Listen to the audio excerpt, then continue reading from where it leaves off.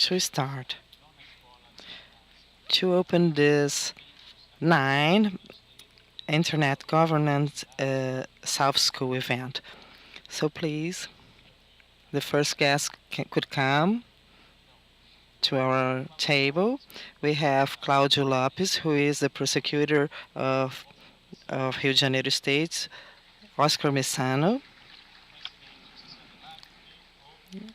the president of SSIG, and Hugo Ramos, the international director of Internet Governance, and also Pablo Savia Souto.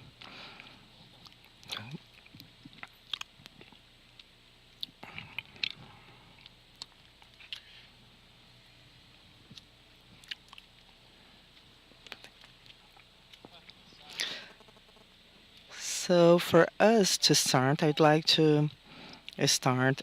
Before starting, indeed, I'd like to introduce our guests. I'd like to to throw my bottle on the floor, too. So Luca inspires us. So this is a new trend, the bottles on the floor. So in order to start, I'd like to say that this is the 9th edition of this school. This is an honor to have this school here at FGV.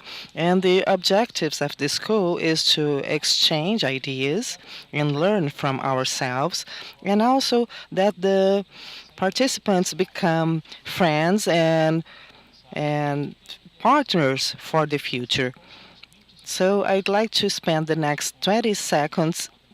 Please spend some time talking to your neighbor, uh, telling them who you are and why you are here in this Internet Governance Forum.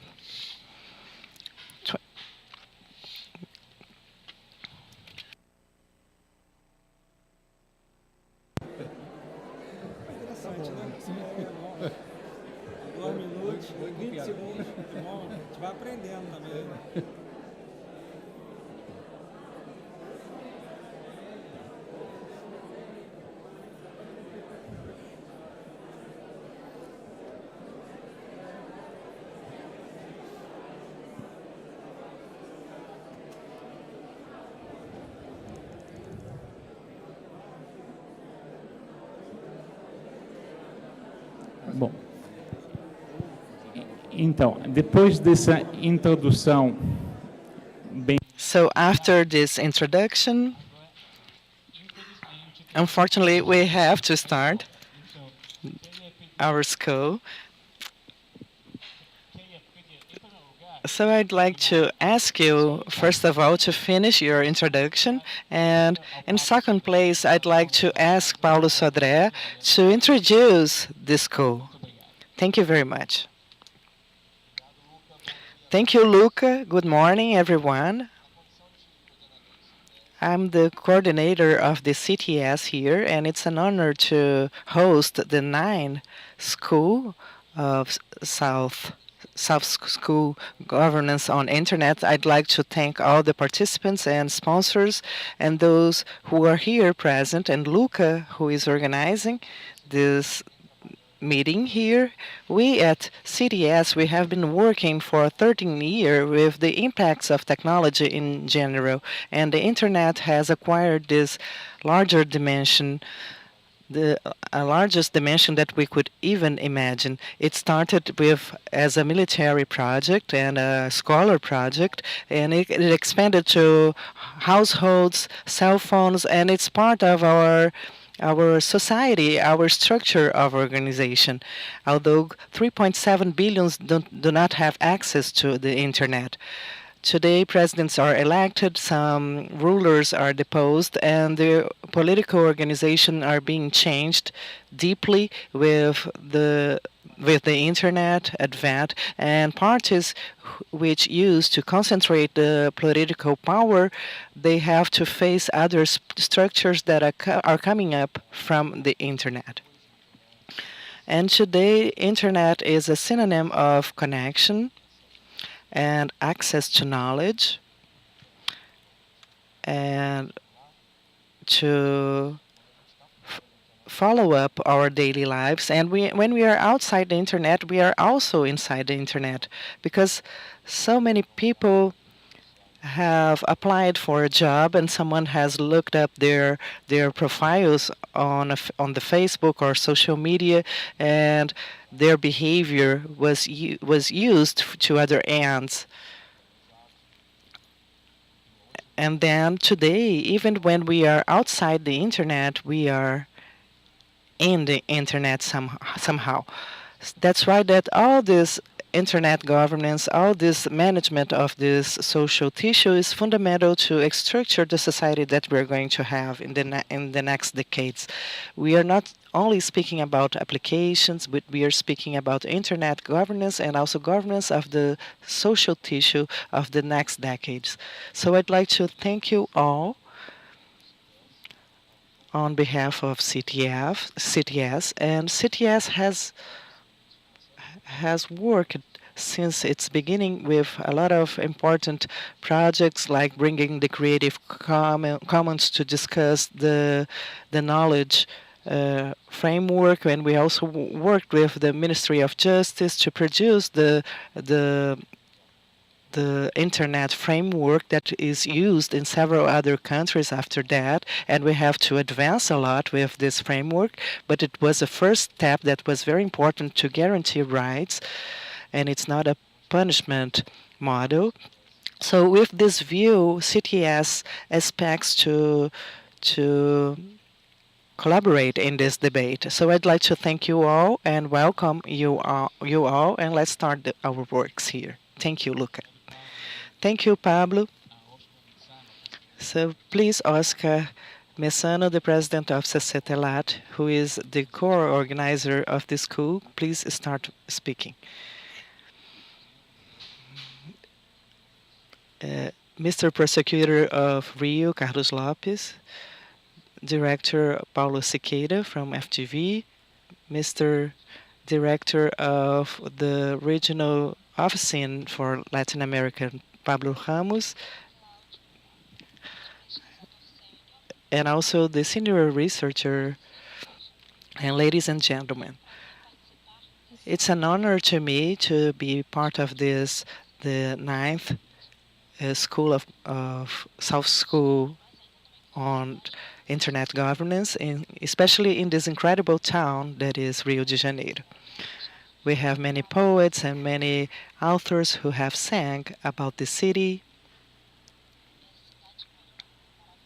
It's a wonderful city full of enchantments. And I'd like to thank FGV because to host events in this beautiful school, it overcomes all our expectations.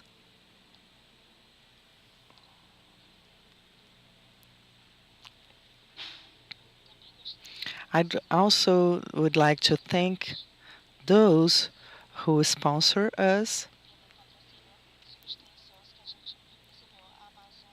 For instance, Amazon, Facebook, Google, Icon Internet Society, Microsoft,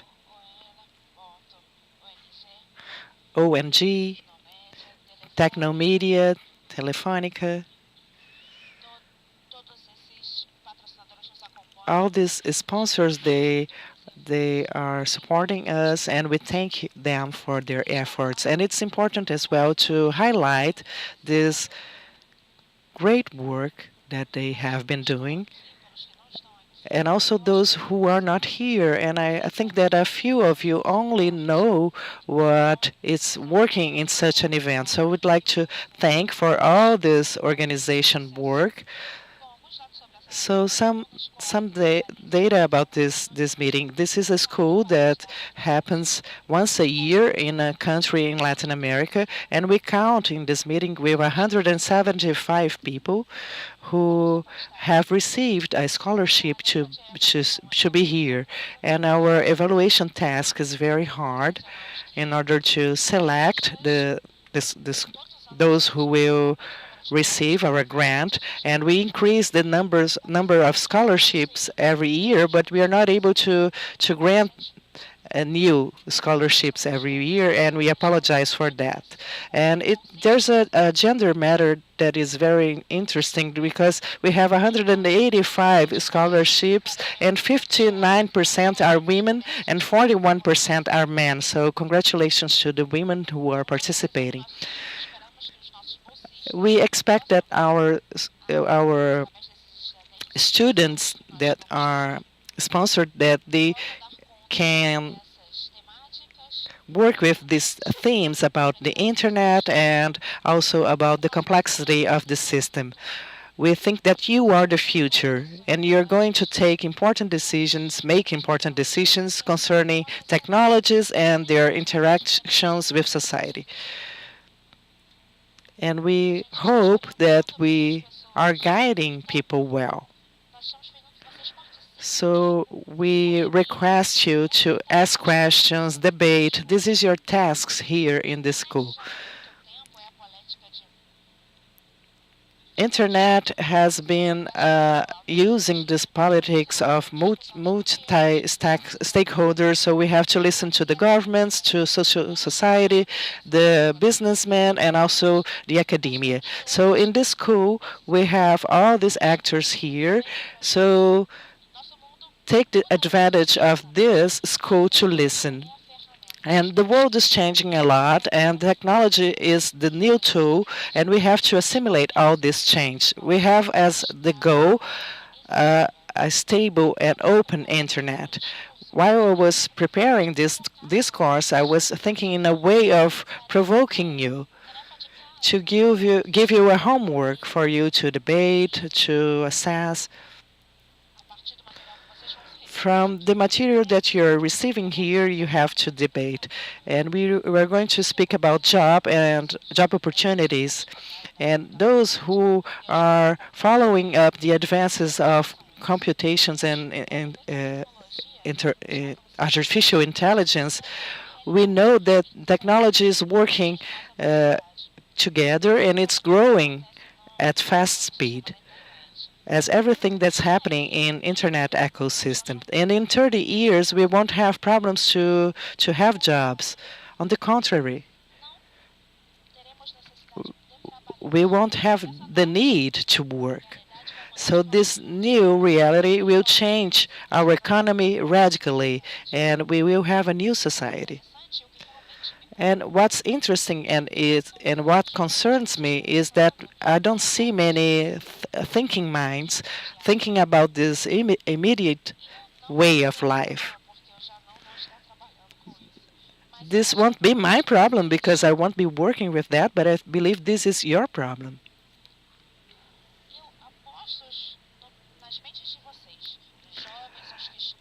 And I trust in your minds, the youngsters who are studying the internet, for you to find the solution that we will have for this problem that we will have in the near future.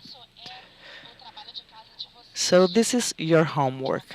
Just think about that. So I congratulate you all.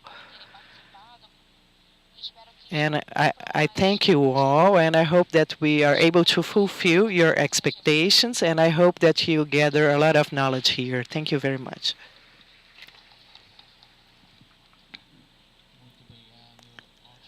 Thank you very much, Oscar.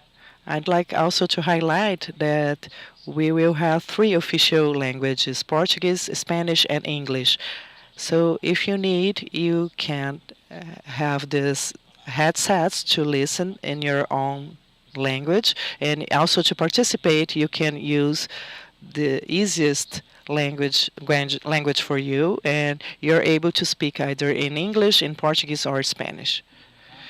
So I'd like to request Bruno Ramo, who is the director of the International Communication School, to introduce yourself.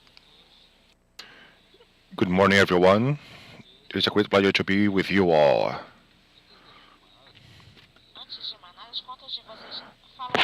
Before further ado, how many of you speak Spanish as a mother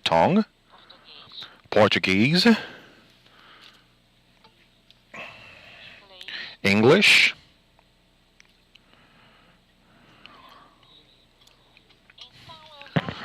So I'm not sure if I speak Portuguese or Spanish. Well, I'll be speaking Spanish because my Spanish is easier for people to understand, those who speak Portuguese. So it's an honor to be here with you today. It's the third time I'm here with the school.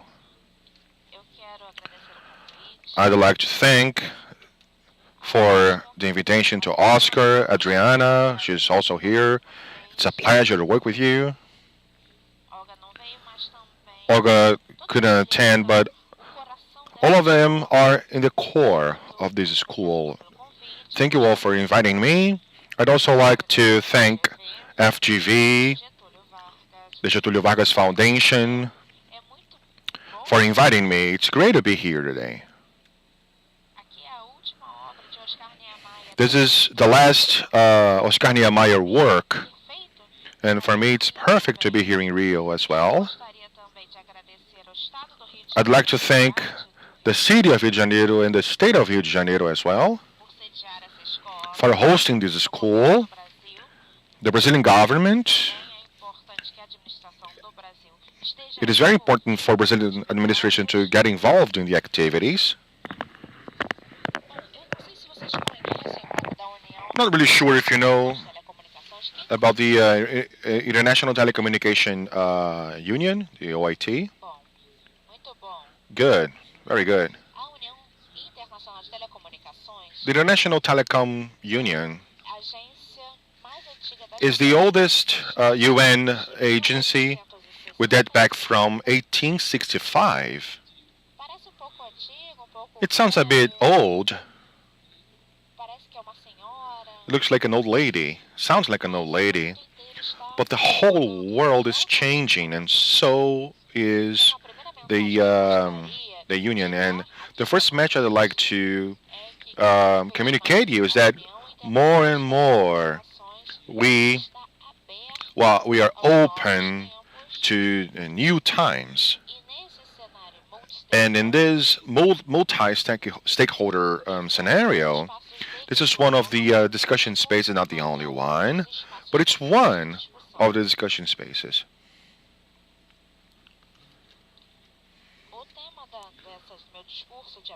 The topic of my opening talk is knowledge.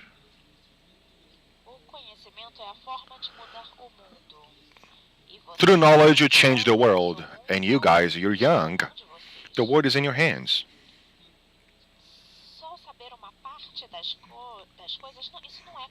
Knowing part of something is not knowledge, it's a form of manipulation.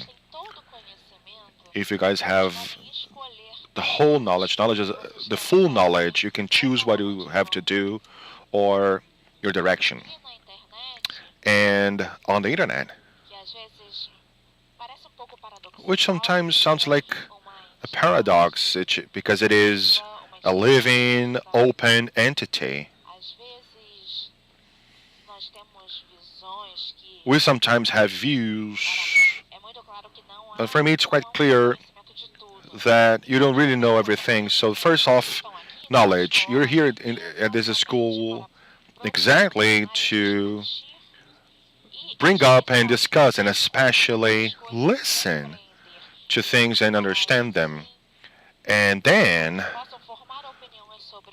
so you can have your opinion on a certain topic. We sometimes see internet, we don't have a complete view of the internet at times. I don't like to be superficial, but let's talk about users, internet users. All of us are internet users. We use it every day, as Oscar said.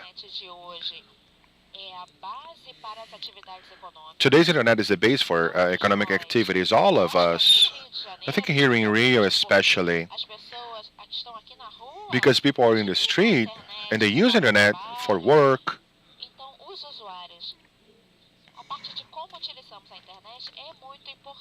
It is very important to think how we use internet. That's where the great discussions are on access, Not physical access, though, but we have to discuss accessibility, money to access internet. That's a great discussion. Another point is freedom, privacy. All of the topics we're discussing now. For example, do you guys know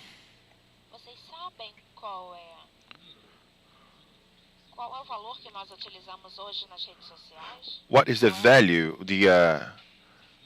we use in social networks nowadays, the currency we use in social medias nowadays? We don't pay for them. Our data is the currency. That's the money we use for social networks. And it's all right. It's okay. No problemo. But we have to be aware of that. And then we come back to the knowledge issue. If we do know about that, if you are aware of that, and then that's okay. But the thing is, we don't really know, and then we receive something, and how the hell did I get that if I didn't send anything? I didn't allow people to do that, but I got this ad, for example. The discussion we have nowadays and the technical discussion on big data is, I think you guys will talk about big data here. The thing is using this for business. So let's split internet in this situation. I mean, users. We should have a lot of knowledge, but but on the internet there's also a governance mechanism.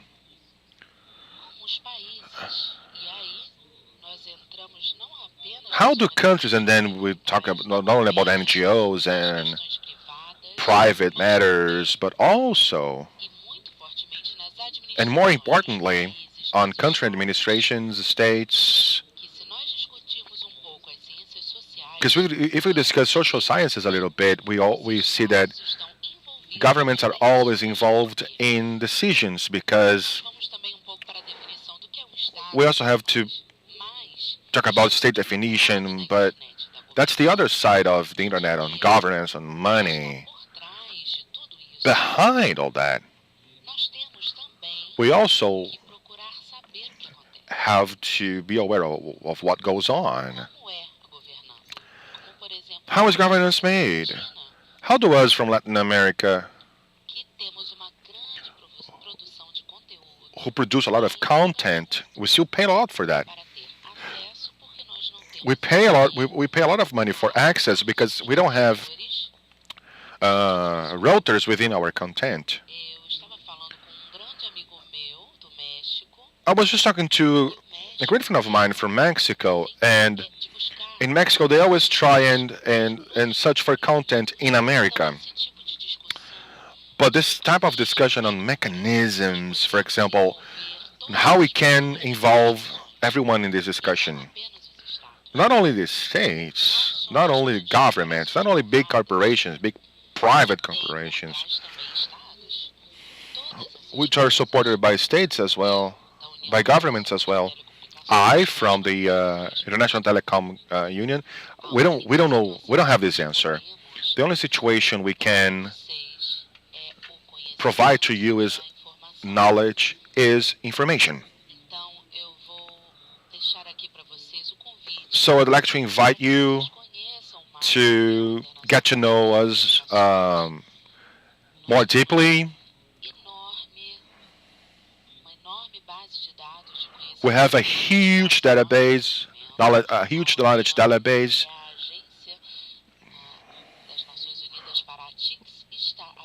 The UN Agency for Ethics is open, and down here in the Americas, we have 4 offices, a regional one in Rio, in Brazil, another one in Santiago de Chile, one in Central America, in Honduras, and another one in Caribbean, in Barbados. And I personally, as a director, I want to listen to you. You have to leverage this week to obtain knowledge. to get different points of view from a single person.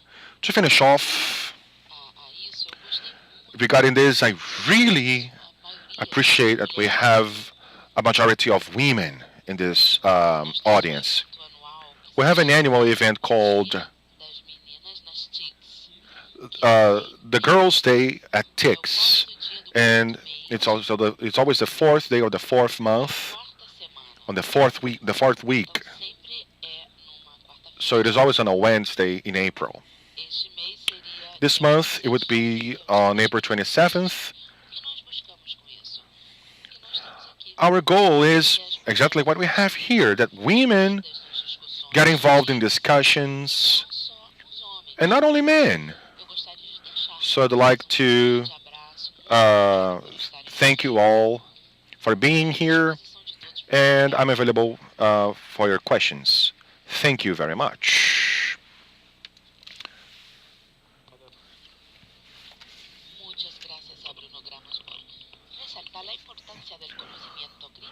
Obrigado. Thank you for talking about the importance of knowledge. And before passing on to Aldo, I'd like I'd like a round of applause for those who organized the event. Thank you. I'd like Claudio Lopes to take the floor. Good morning. I usually thank boys and girls, but here I'm gonna thank girls and boys. I would like to start off by congratulating all the members of the table. A special appreciation to Adrian and Olga, who couldn't be here today. They invited me to be here. Ana Beatriz, wife, lawyer, member of the school. I'd like to especially thank Rodrigo from our Getúlio Vargas Foundation. And it is an honor, it's a great honor to take part in this opening ceremony of the SSIG. And I'd also like to congratulate Getúlio Vargas Foundation for embracing and coordinating this event down here in Rio de Janeiro. The Getúlio Vargas Foundation is certainly one of the most respected institutions in our country. And this respectability is quite clear due to its name, that it conquered as an institution and respect it conquered worldwide. I'm personally glad because one of my kids is taking law here at FGV, and for me, I'm really proud of that. I'm pretty sure that he's going to be, even considering all the natural academic difficulties, I'm sure he's going to have a great future. I'm going to be brief because maybe, unlike all others, I'm the least authorized person to discuss the matters that you'll be talking about over the next few days. I'm a member of the Public Prosecution Office, and we don't belong to the government. We belong to the state. In a country like Brazil, it is an honor, and I'm really proud to take part of this institution. I'm part of the Rio de Janeiro State Public Prosecution Office for 30 years, which is a whole life.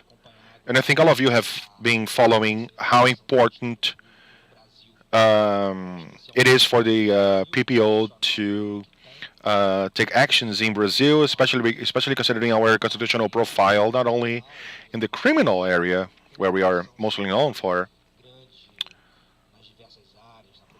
but in a number of areas, protecting the elderly, children and teenagers, environment, collective consumer discussions, protection of public estate, including others. And this forum is extremely important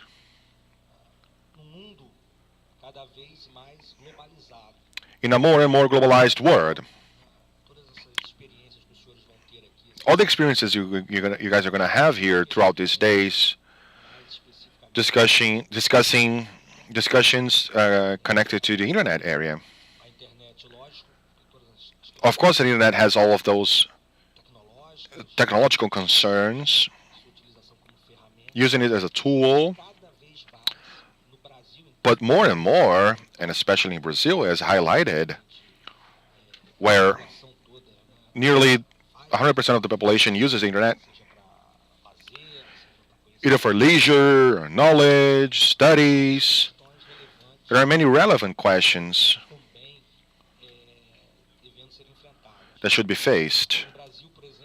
Down here in Brazil, for example, the social networks issue, we see how important this new mechanism is when we see that even political matters have a different way of addressing. People are perplexed when we see that there's a new way of conducting politics because there isn't a great control on population, on society, on what the social networks discuss, and there's a traditional politics is goes behind more and more. And when we face problems in our area related to cybernetic crimes such as pedophilia and cyberbullying and a series of matters that today the bad use of internet, which is a fantastic tool, but this kind of issues they influence and they have this great effect on all of us in the society. And what we expect is that in these days we could debate all these very important issues, and more we are able to advance, and more we can use internet in a good way, profiting from everything that it can provide. So I thank you very much to be part of this event, and I congratulate the South School and also the Getúlio Vargas Foundation to be holding this great event. Thank you very much. I'd like to congratulate this table because we are on time and we can start now with the first session with the introduction on internet governance. And you're always welcome to participate in our South School here.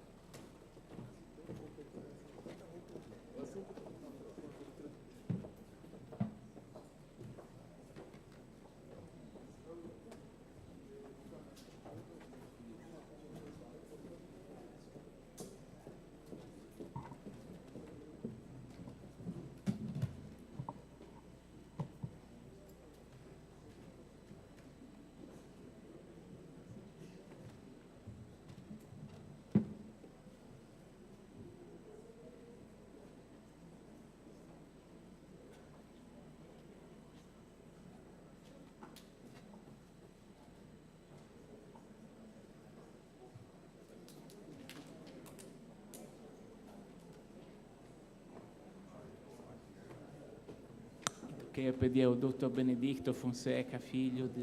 I'd like to ask Dr. Benedito Fonseca Filho to come to the table, and also Olga Cavalli, who will participate virtually. She will participate through Skype. And we are going to start in 1 minute.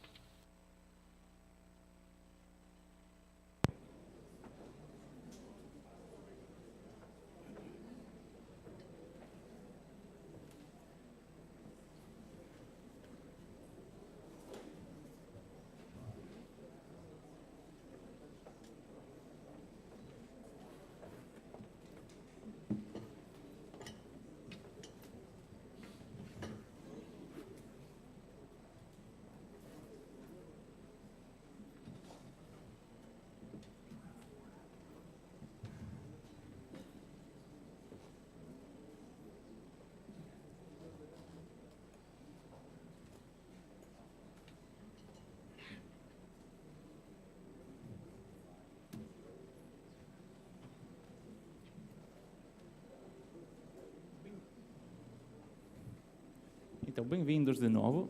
So welcome back.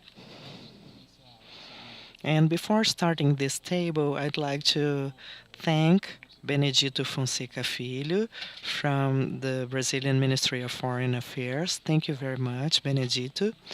And let's start this first table, this introduction table, to define the scenario of internet governance. And so in order to define this scenario and have this overview, it's important to show you the history of internet and how this history has an impact on internet governance.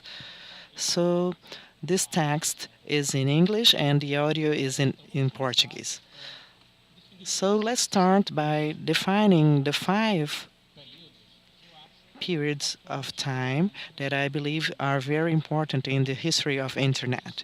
And this early period, it's a period of scientific development of internet, and then we have this commercialization that will promote and stimulate this convergence of media, services, people, things on the internet until we reach these modern times of internet governance. So let's start with the prehistory of internet. It all starts with the launch of Sputnik 1 satellite. And why is this very important? Because it was a great shock, the shock of Sputnik, because the American government understood that they could send dogs like a dog, but also could send weapons like nuclear weapons. So they started with creating NASA and ARPA, which were 2 agencies who promoted research to create this network in case to defense network in case of nuclear attack.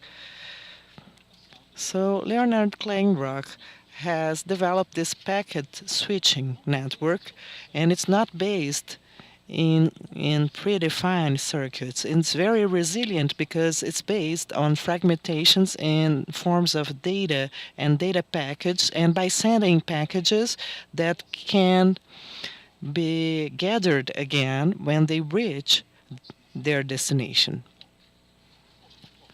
So the information is sent in chunks and in small chunks of data, and they are sent separately, and they are later on they are gathered and reassembled. So later on, Paul Barron, which worked in another corporation, he had another idea for the network development. And he had this consideration that a centralized network was much more vulnerable than a non-centralized network, a distributed network.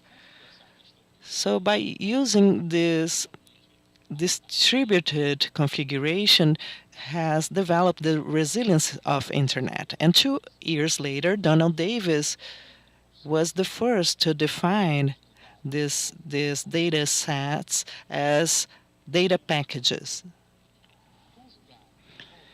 And he has united all these ideas and organized all these ideas ARPA has developed its first network, which was called Arpanet, and it starts stimulating this pre-internet, which was Arpanet.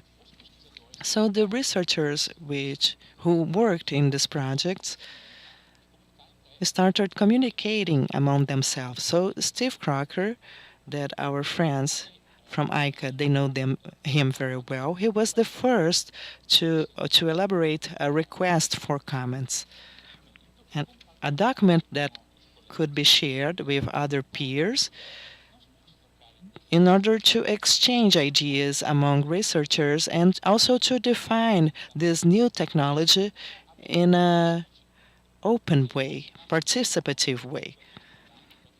And was very important, the RFCs, because it was in the beginning it was only a way of sharing ideas, but later on it was a technical standard.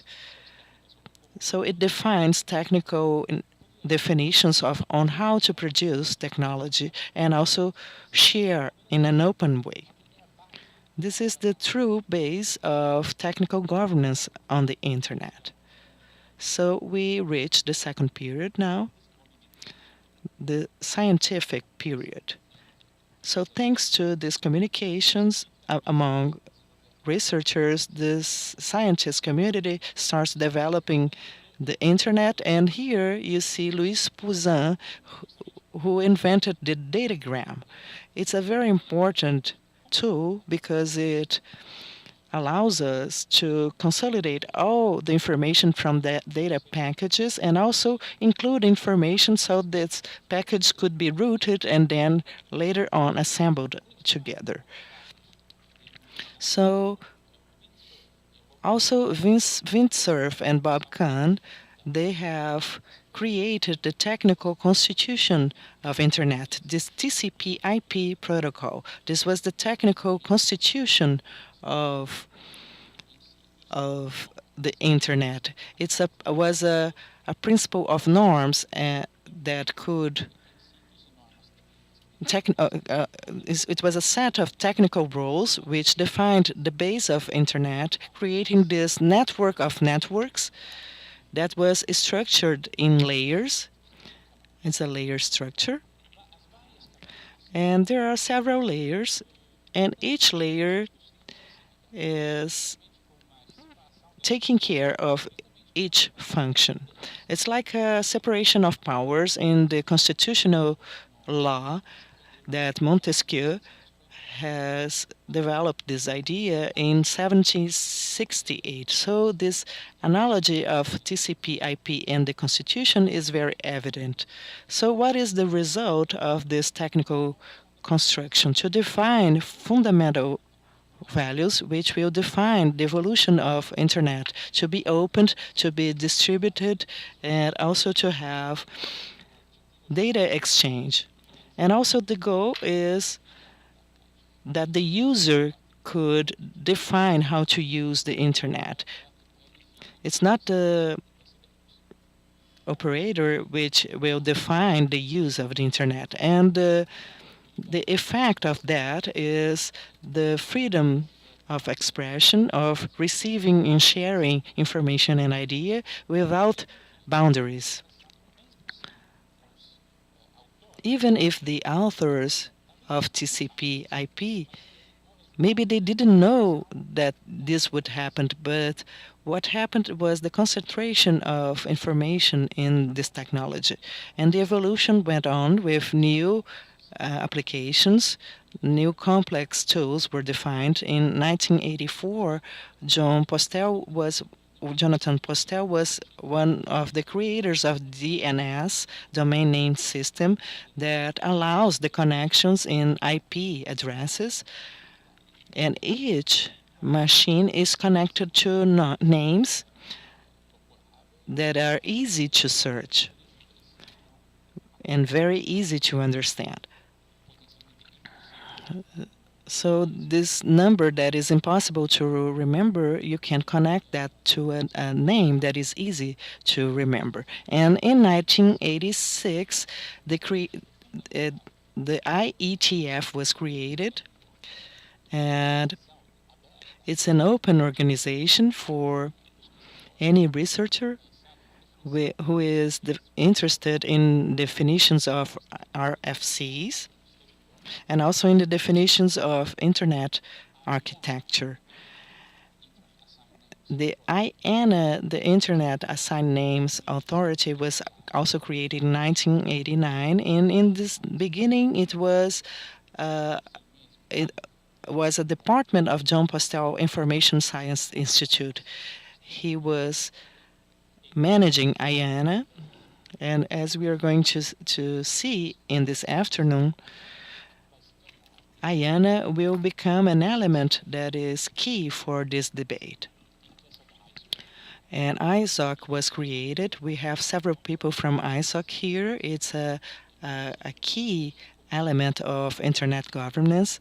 So a community of researchers in 1992, after IETF created standards, but they didn't have this umbrella organization that could organize this process. So the ISOC was created in order to boost knowledge and spread knowledge across the world. Another element that was key and that will close this development period is the development of World Wide Web by Tim Berners-Lee.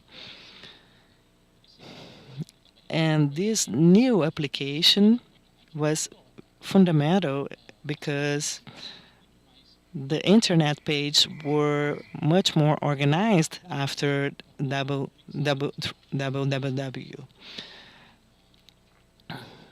And it has defined this unique language to organize the pages, and it allows a much easier search and connection. And it's also a way to share and find information in a very structured way on the internet.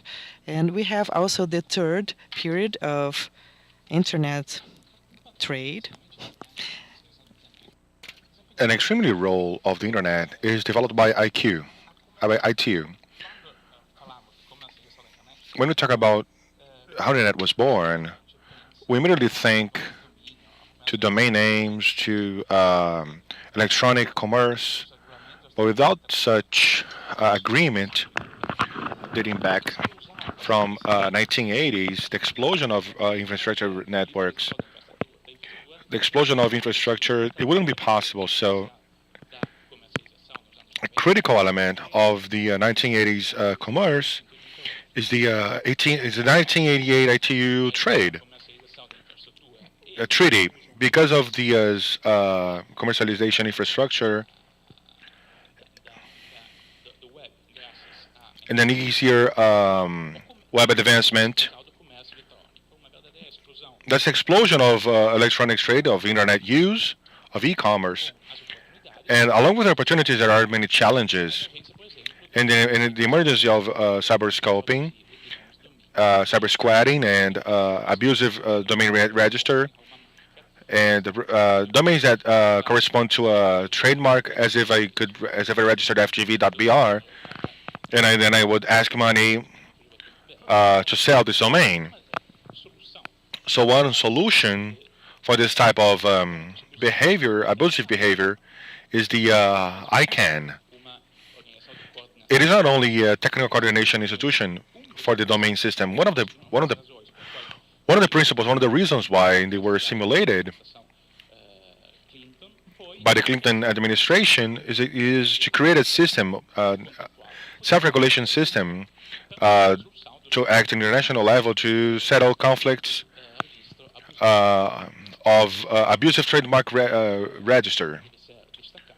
The ICANN should also be highlighted because they have a critical role in the internet in the following years. And we'll be talking about this this afternoon on the ICANN panel. Moving on, and so talking about the ITU, we have the Minneapolis commitment. ICANN is created in America, it's set up in America, but as a Californian law entity. For other governments in the world, that are represented in ITU, they have a commitment with the United States. ICANN is going to be in the United States, and the government recognize the importance of the private sector while fostering internet creation. We also have to set up a conference to debate how the net should be managed.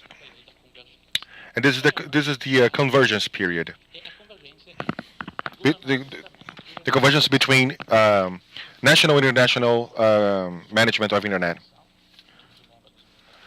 This was made in Geneva in 2003.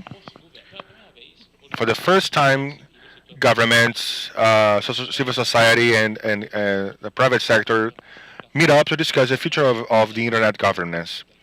Back then, it wasn't governance; it wasn't internet governance. One of the byproducts of the first world meeting, the Geneva Declaration, talks about international management.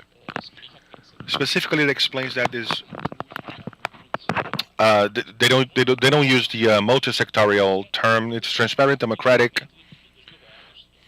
It requires the involvement of governments, civil society, private sector. And in 2005, we have the Tunis Consensus. All participants have a consensus which is signed by government representatives, and it defines internet governance as development and implementation by government and civil society and private sectors as according to their respective roles on principles, rules, on decision-making processes to define the evolution of the internet and its use. Along with this role, there's a real consensus and real commitment to an extreme model. The commitment of all participants is to consider a participation-based governance from all stakeholders on the internet governance legitimacy.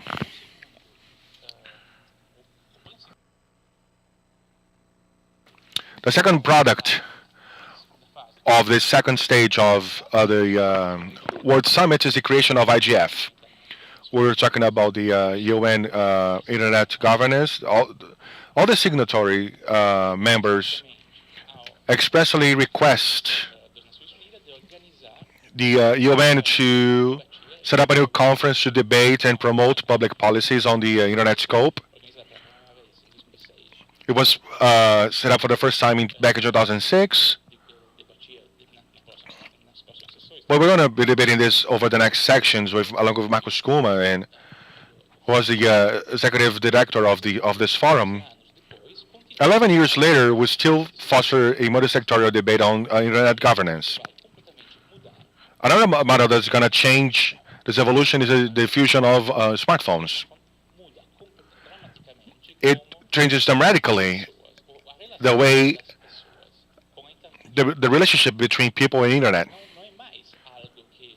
The internet is not only something we can access from home or from work, but we can access it anytime. It is intimately connected to the life of any user. Even it gets to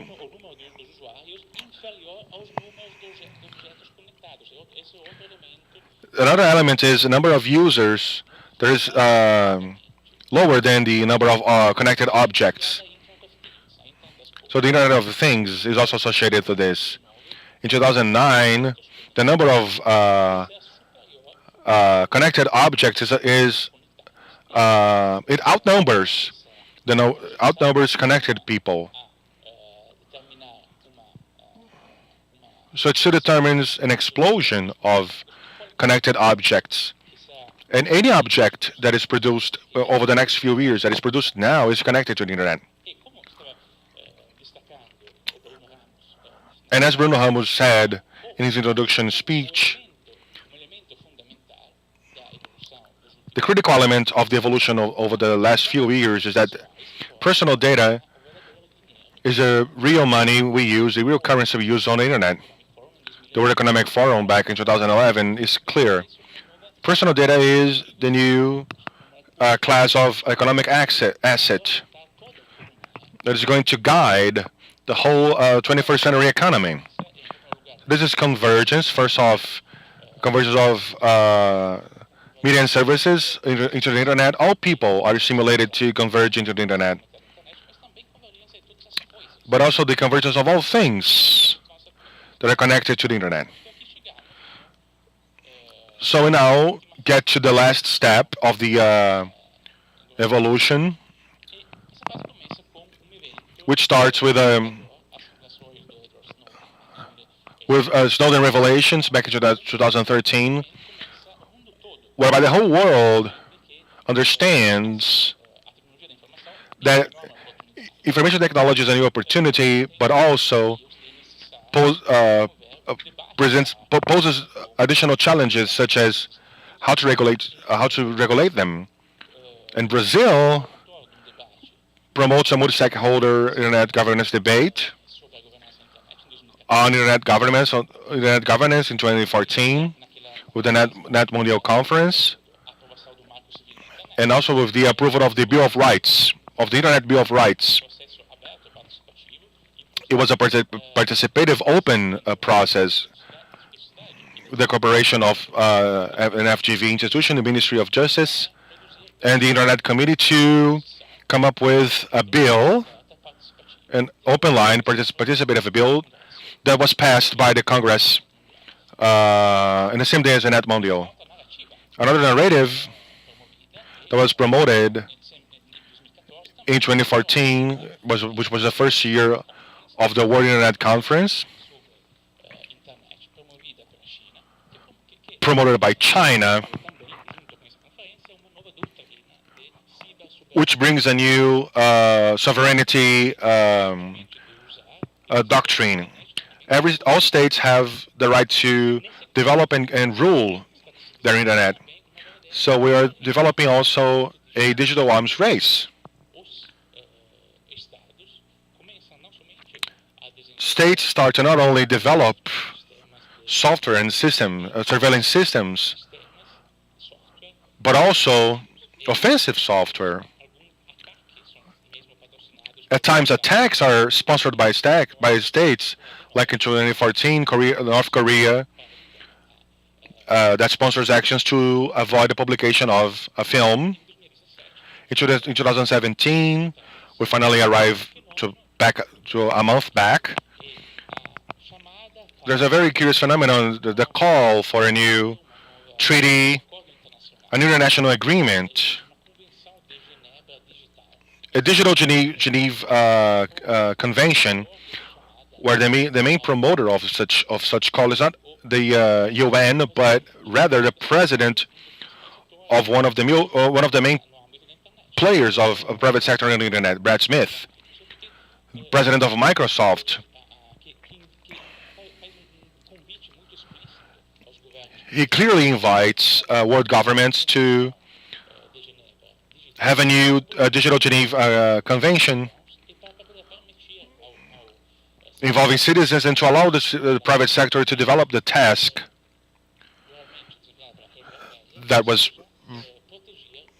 which is to protect individuals in a neutral, more efficient way, both in war and peaceful times. Well, of course, this is a simplification. It's to be continued. And clearly, we hope that this school continues, that all this information is in the second chapter of my book. Thank you for your attention.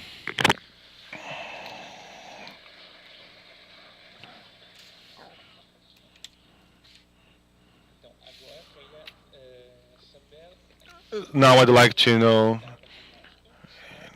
if they are connected with us, or we can. So it is an honor to have Benedicto Fonseca with us here today. Good morning, Benedicto. Good morning, everyone. I'd like to thank the organizers for being here today. My name is Benedito Fonseca Filho. I am an ambassador and I'm the director of the scientific and technological themes of the Brazilian embassy. I'd like to talk to you about what we have done in this area from this topic perspective as a diplomatic agenda topic. So I'm going to start from a topic that Luca talked about, which is the Information Society Summit, which was made in two steps back in 2003 in Geneva and 2005 in Tunis, from where consensus documents arose. I would like to talk about international community, but it was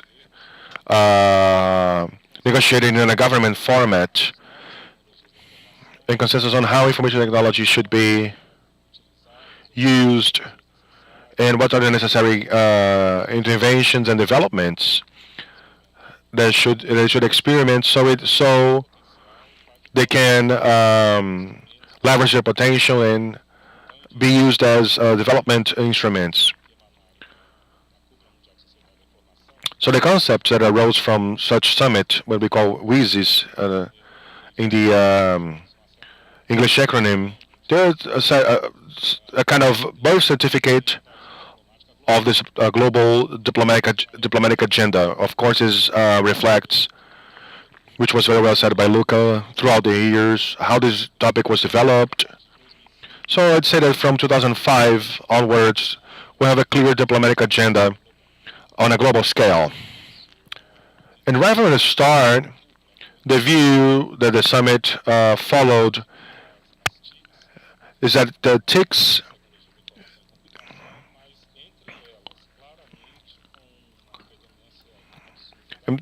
but they're predominantly recognized. They predominantly recognized the internet has a paramount role. It has a multi-phase aspect. They have economic aspects, cultural aspects, but also caring about infrastructure development. It is very common that in the UN, the documents are very complex, but they also focus greatly on the role that our technologies should and have to develop. So specifically on the internet governance, the document that arose from the second step of the summit, which was the Tunis agenda, has a very long excerpt on the internet. And it contains two principles that you always highlight as two consensuses or principles that help organize a little bit of our participation in the number of forums and processes on internet governance. And the first one is the multi-stakeholder process principle. And this principle states that internet governance, I think that the Skype is coming in. If you want to interrupt my presentation. Okay, let's move on. So this is the principle that states that internet governance is not a topic about which the government could gather and discuss isolatedly, differently from other sectors due to the political issues. But it also requires the participation of civil society as a whole, and also international bodies. And the second principle is that the participation of these sectors should be guided by the principle that each sector has a role and a responsibility that is not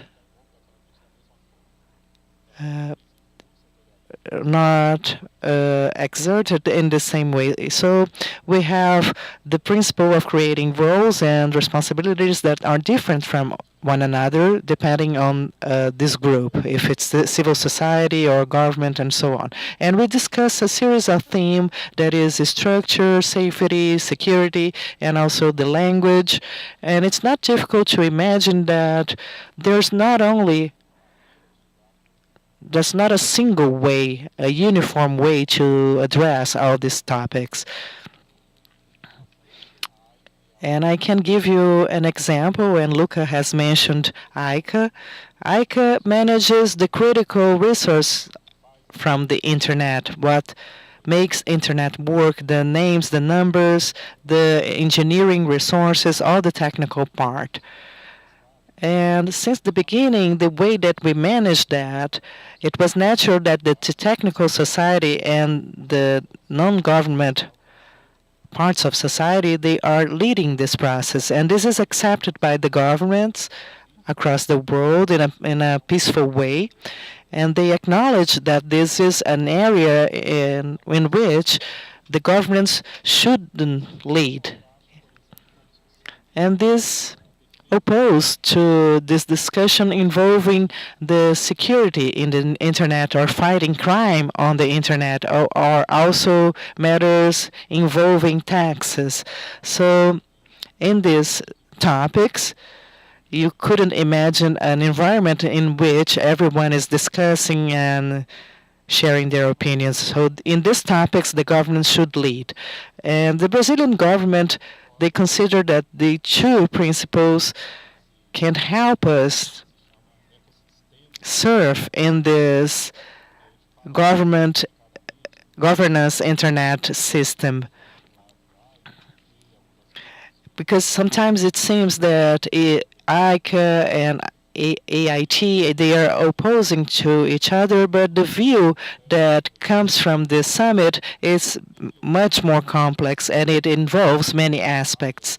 So today, in this environment, we have made many efforts to account and measure, and we came to the conclusion that the international bodies that treat about internet governance, they also include regional and bilateral bodies, and they can add to hundreds or thousands tools or levels that treat about internet governance. So it's a very complex system, but from our standpoint, these two principles allow us to navigate from this around this system. So we also established two processes. One was IGF, the Internet Governance Forum, that was established as a space for debate and also for idea exchange, and also to create consensus to reflect on internet matters. But IGF was imagined and developed not to be a deliberative forum. We don't make decisions and we don't reach recommendations, strong recommendations. IGF does not have this binding nature.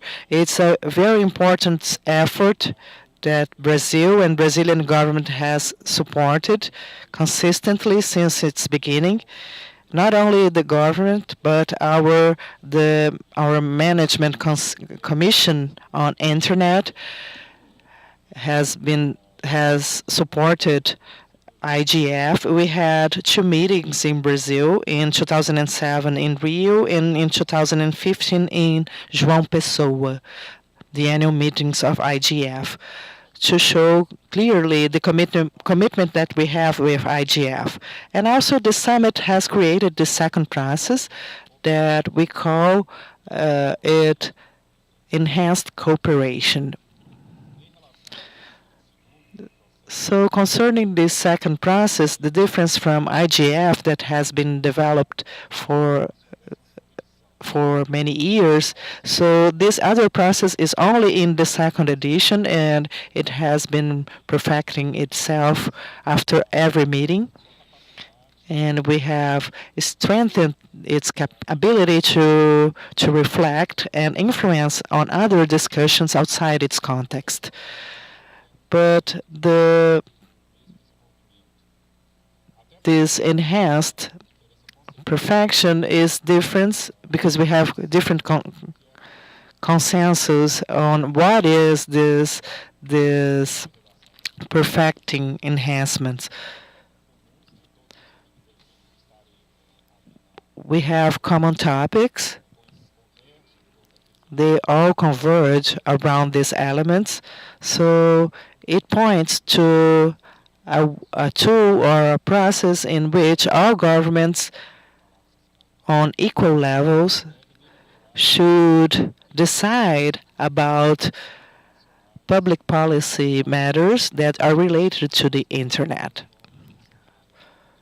but not about the topics of the daily life. So we have this common formulation, but the elements that constitute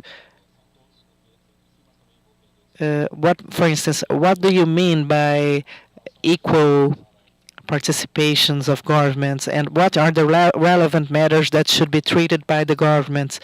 So we have been trying to understand all these issues, and we have been trying to detail all of them, and also we have to point to this course of action in order to develop this perfection.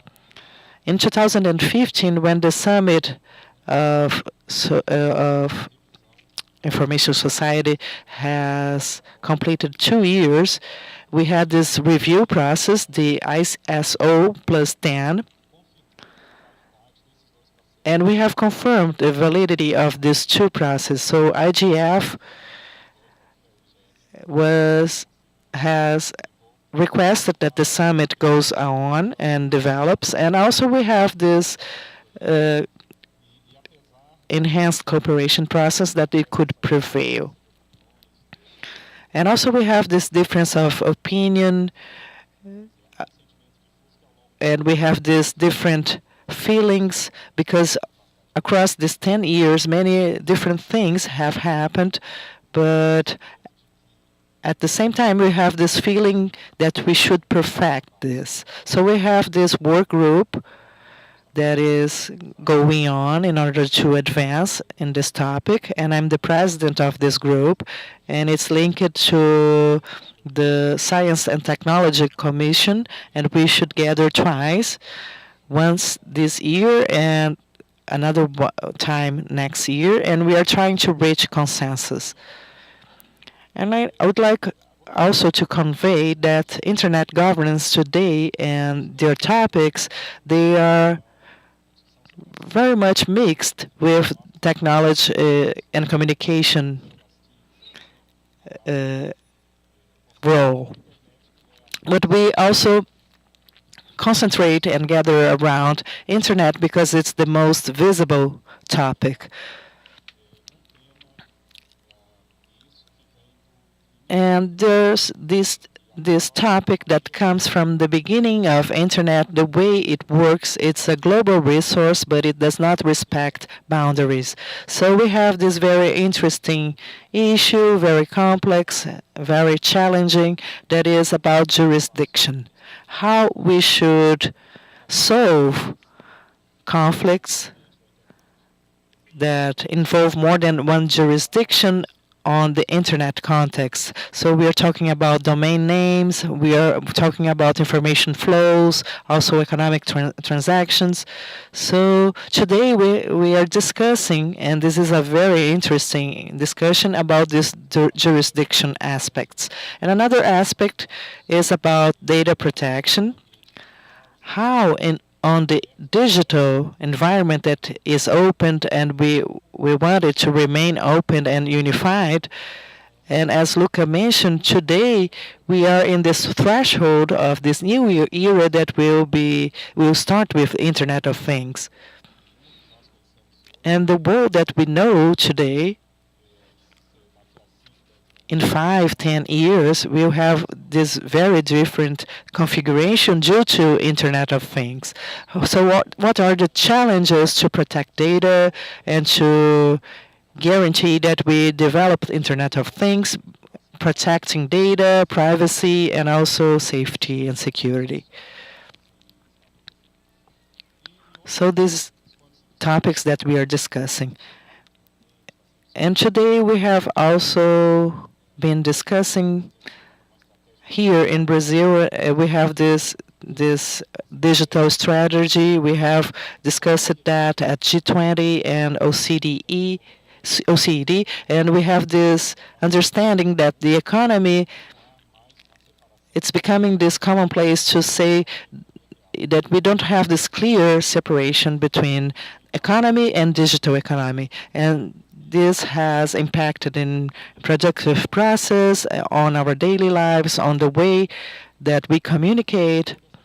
So all this discussion and all these aspects are interacting: security, data protections, and also economic transactions. So this is a big topic that we are discussing, and it's related to the internet and also to internet governance, because it's very important that all this world that is being shaped, it's based in certain principles that enable this organic way of functioning.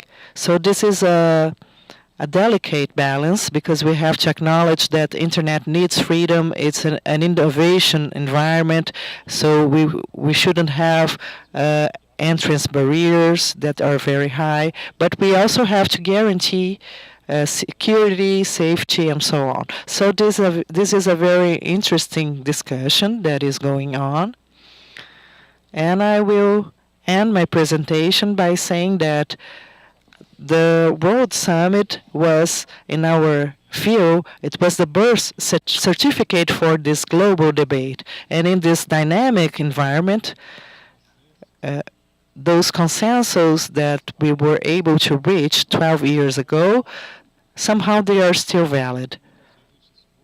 As much as we often listen that each one of this process was imagined like IGF of this enhancement process, but how these two processes today, they are justified. You have the need to have this global space for discussion, reflection about topics that are related to the internet, but we also need today to think about the tools and processes that the international community, either it's represented by government or even represented by government and formed by the full participation of other sectors, or in some aspects the international community is participating in an equal way, how this process should develop to guarantee that the internet remains a tool. It's a support for development, for perfecting the economy, the social aspects, and people in general. So how this could happen. So I will end my presentation here, and I'm available for your questions. Thank you very much.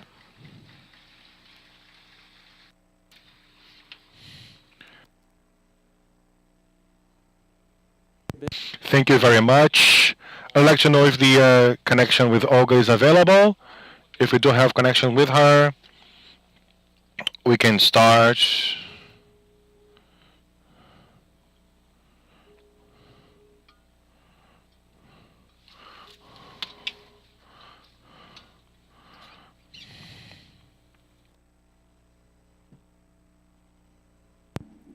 Olá, Olga. Hello, Olga. Can you hear me? Yeah.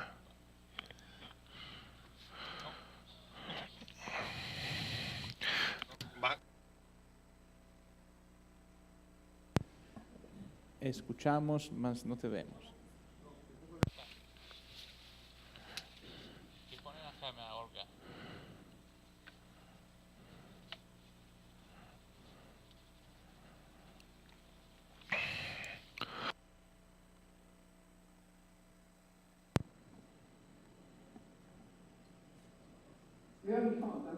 Bom, se não pode falar, Olga, a gente... Well, you can go ahead and speak. We can hear you loud and clear. So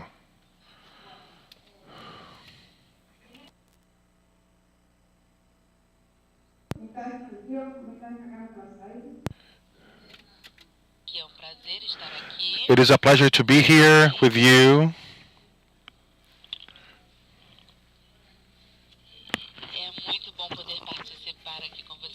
It's great to take part of this conference.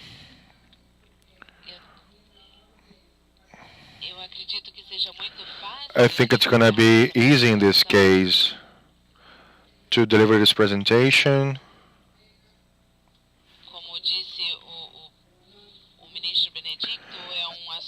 As Minister Benedicto said, it's a very topic to be discussed.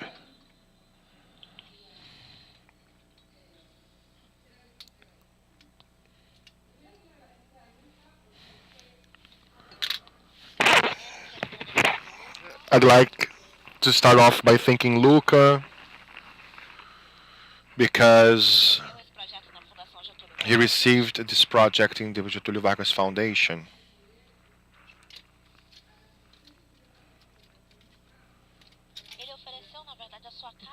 In fact, he offered his house to host this project. Thank you for your patience, dedication. So, Luca, thank you, Gianna. All of you FGV folks.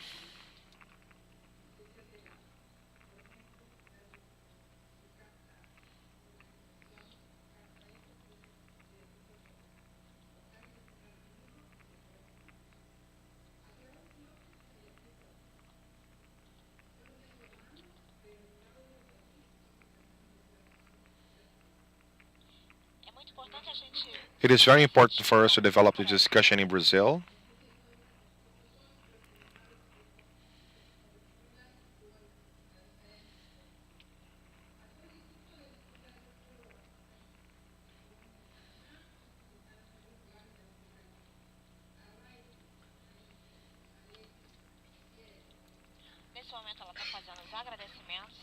She's now acknowledging all the sponsors and organizers of the project of the conference.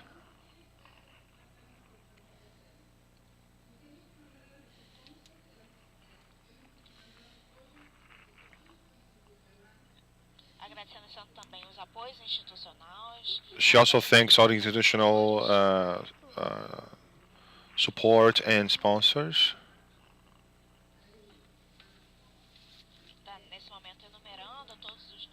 She is now listing all the sponsors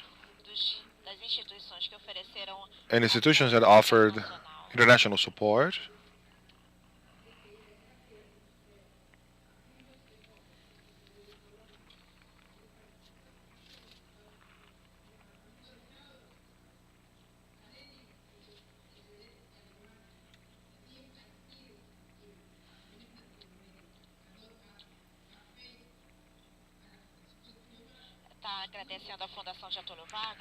She's now thanking the Getúlio Vargas Foundation, Google Icon, which is an institute, the ISON, IPCF, Iclaquinakin, Microsoft, the Ministry of Foreign Affairs, the Ministry of Science and Technology, the Ministry of Culture, VEGA, .rg, Ceifa, Tecnomedia, Telefônica.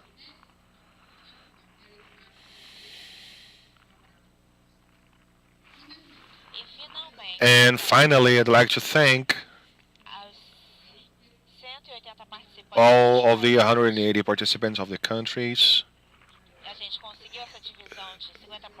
we got this 50-50 men and women division. Thank you for your effort,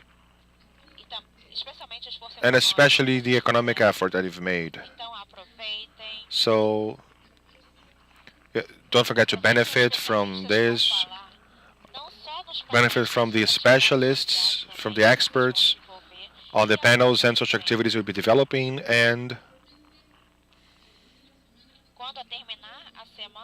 when the week is over, I hope you have more questions and more doubts on this topic than when you arrived here. Could you please now get a presentation on the screen? It's very quick and very simple. I'd like to explain. I'm not going to take too long because Benedito had a great explanation on this topic. I think my presentation, as a matter of fact, complements what everyone said here this morning. So I can see the screen, but would you please let me know? All right, can you see? Well,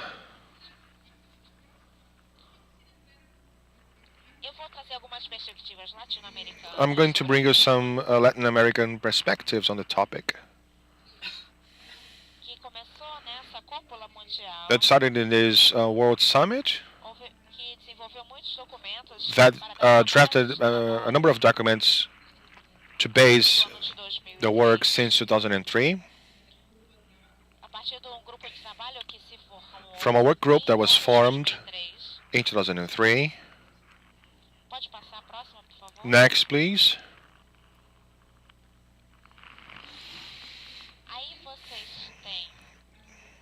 There you have the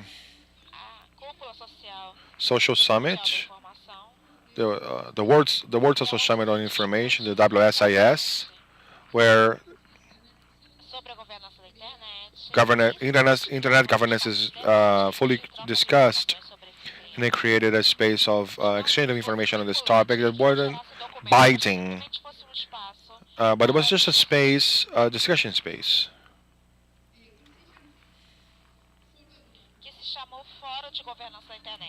It's called Internet Governance Forum. Brazil hosted this forum that took place back in 2007.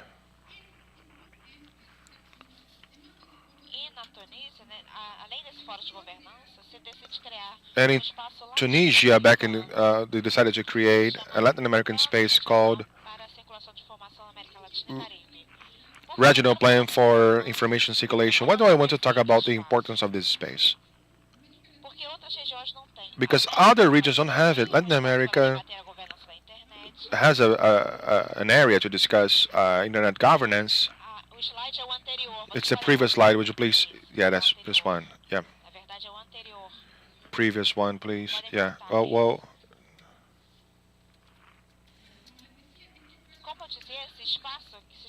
As I said, there's a space called ILAC. It started as ILAC back in 2015, 2005. And it changed its name. It changed the name throughout time. Whenever there's a ministry meeting, it changes its name. The last one was in Mexico. A year and a half ago. And in this ministerial meeting,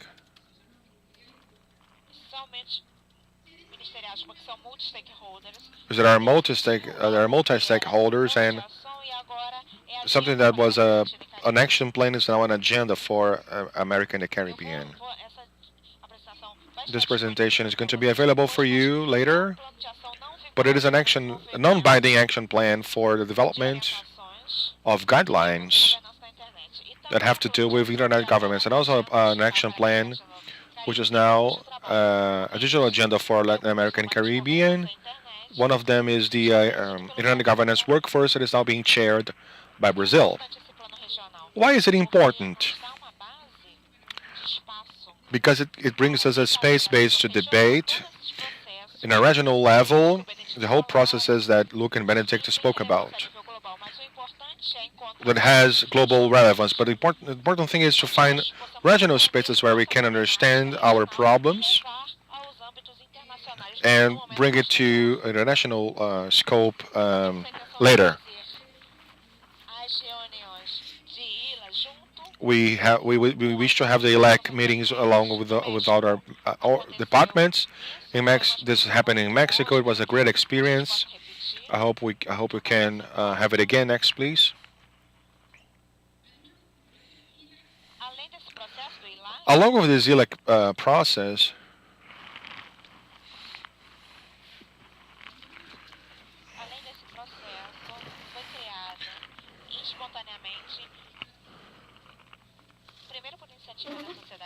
first for the civil society initiative, we created a governance forum. It is a preparatory meeting, in fact. It's a preparatory meeting for Internet Governance Forum. It was born as an initiative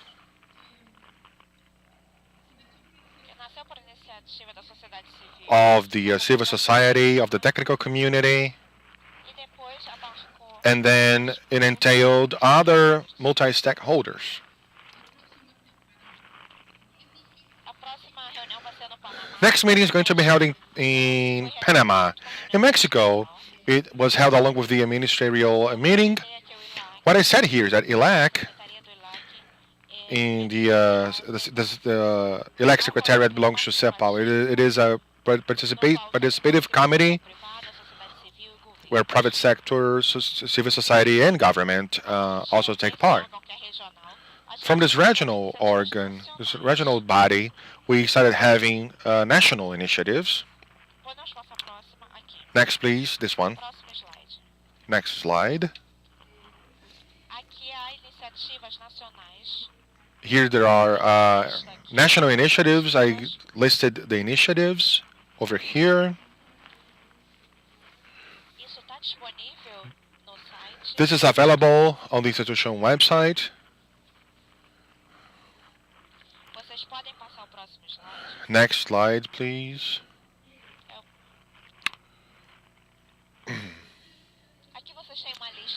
Here is a list of national initiatives. It has different names. Some of them are Internet Governance forums, others are dialogues. I mean, they're different.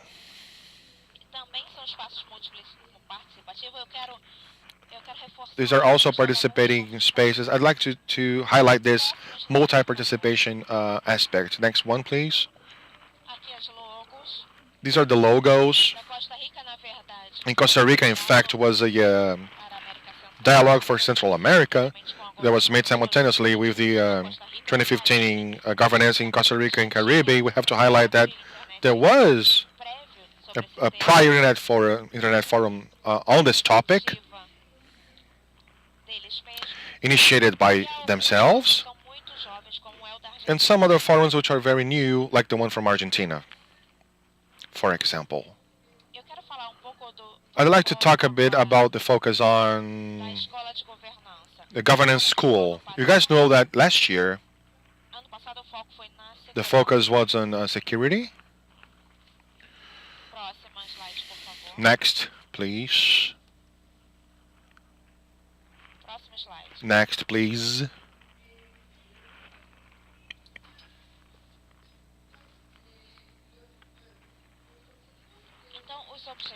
So the goals, the Sustainable Development Goals,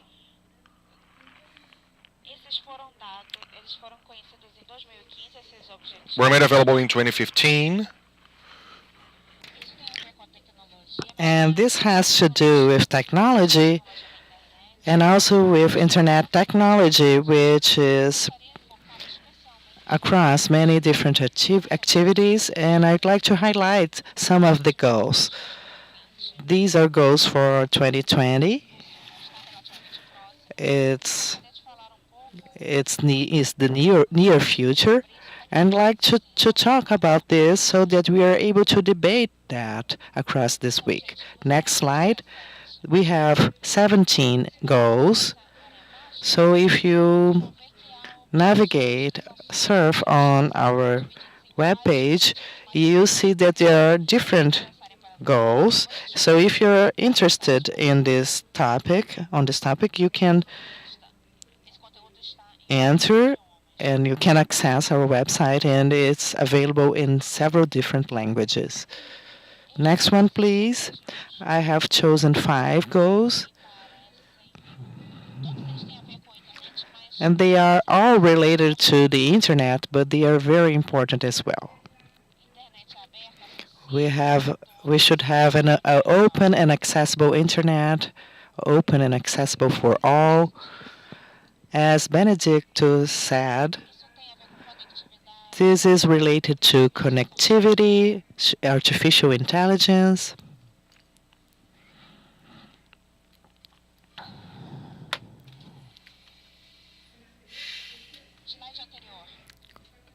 Previous slide, please.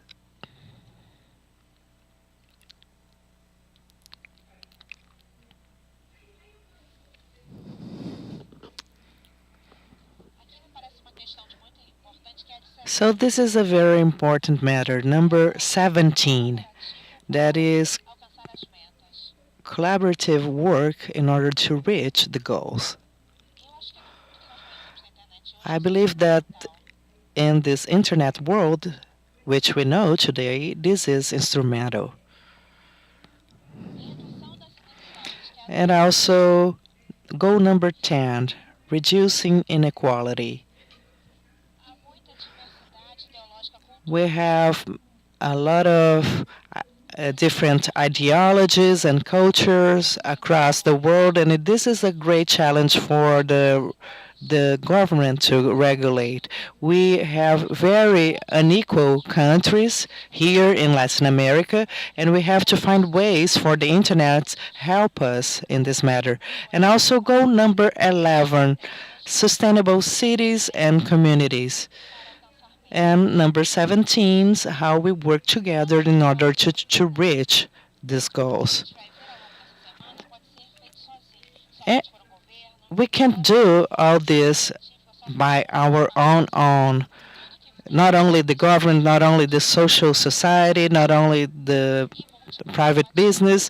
This is all collaborative work, and this is very important to have this model of multi-stakeholders.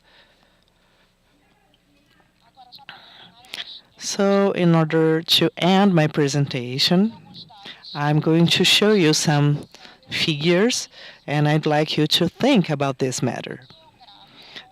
Here you can see this chart, and there's a very interesting study about connected households in Latin America.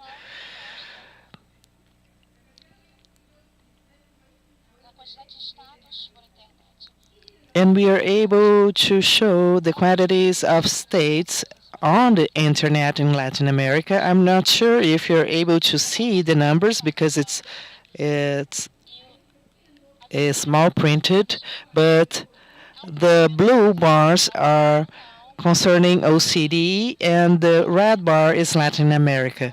91% of the blue is connected and 41% is red in Latin America. This is average. There are zones and areas that are more connected than others, of course, like São Paulo and City of Mexico, but these are the goals and the averages. So this is a general idea. And we'll also have this presentation about community networks and also infrastructures in communities.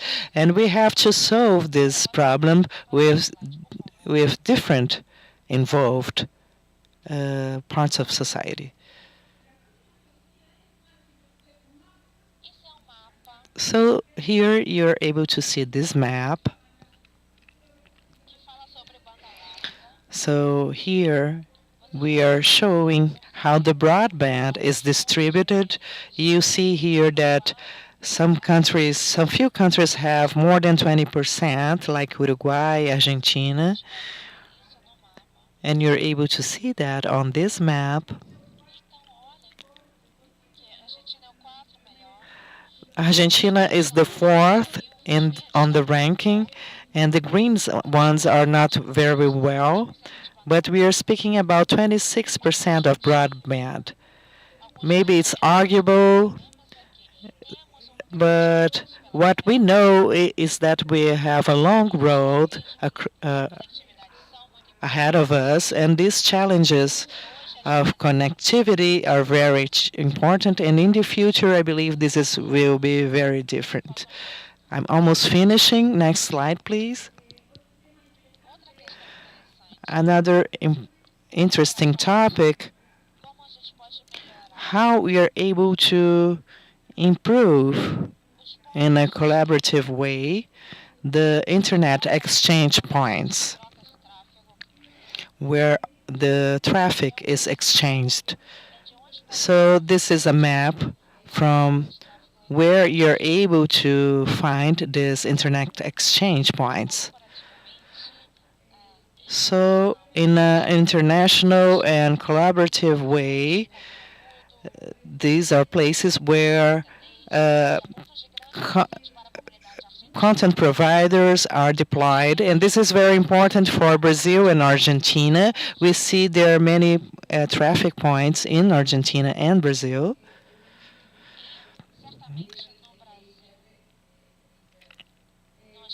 And we have very interesting bodies concerning this subject in Brazil. So Latin America is not so bad, but there's a great deal of inequality in Latin America. And this is a very important discussion, the collaborative internet exchange. So next slide, please.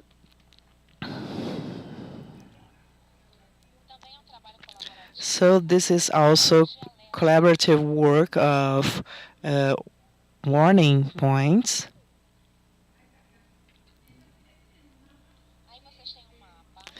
Here you're able to see this map.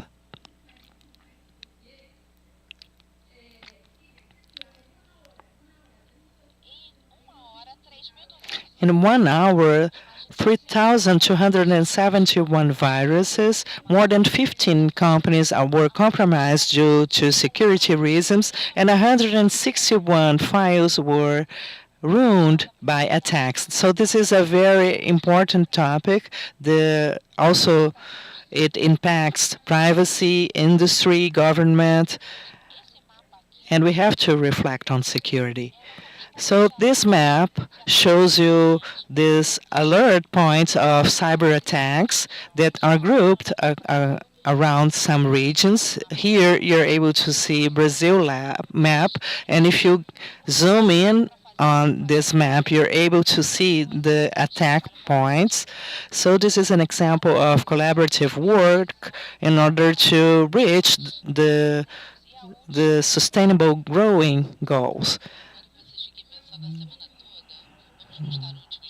So let's go to the last slide, please. So we have other challenges ahead of us. So we are going to think about them in this week. So this is the last slide.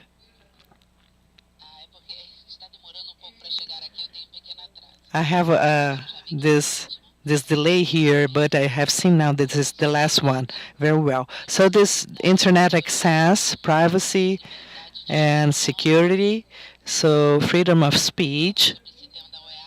We are going to speak about this team at OEA. We have problems to share local contents, and we will also discuss Internet of Things that both Benedict and Luca have mentioned.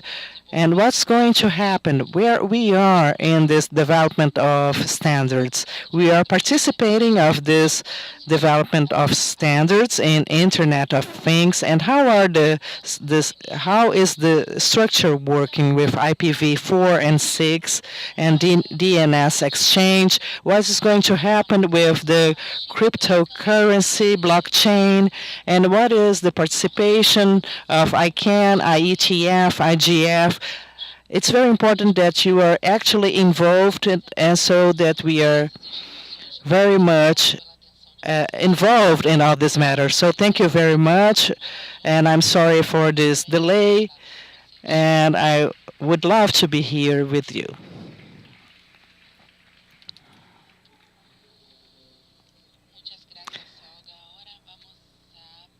Thank you very much, Olga. Let's go now for this short break and coffee break. And if you have any questions, you can also speak, please.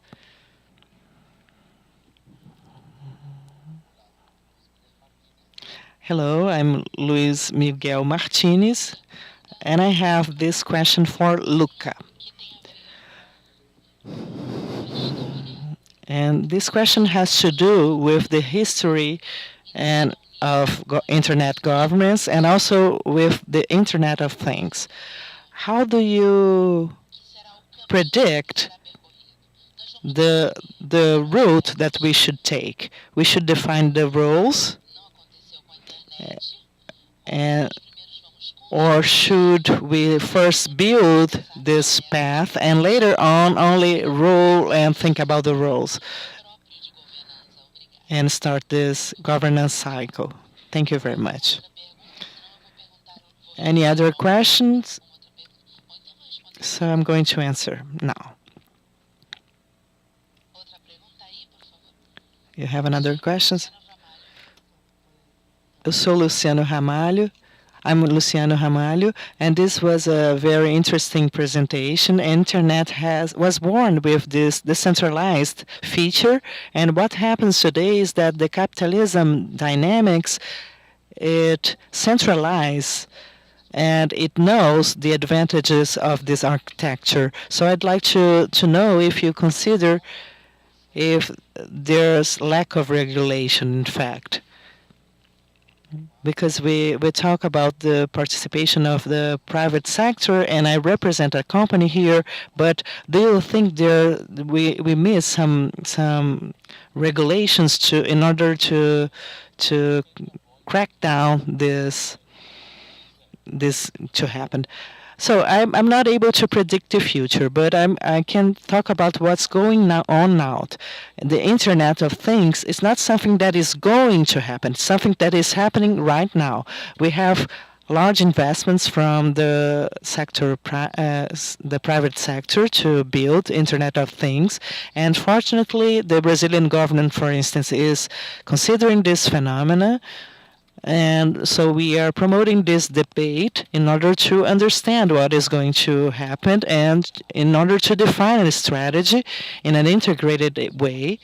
So we are able to understand what are the most efficient ways of addressing these challenges. I don't know if we should have a law about Internet of Things, if this would be a solution. But what is instrumental is to have this vision of how it should be done.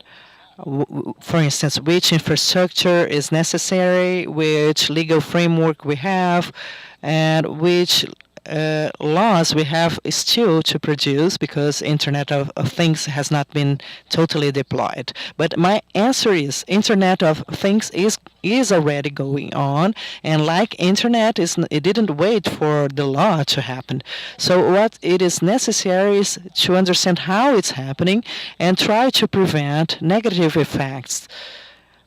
So in this case, I will connect to the second questions, because there's this risk of centralization that we are observing right now in any level, any dimension in the Internet.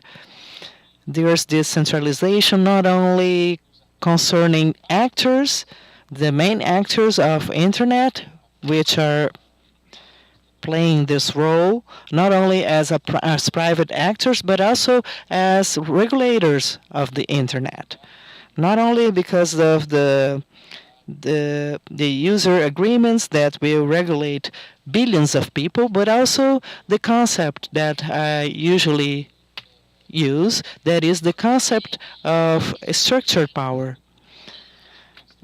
It was developed by Susan Strange, who is a political scientist, and she developed that in 1988. And she has defined this power as a complement for the economic power.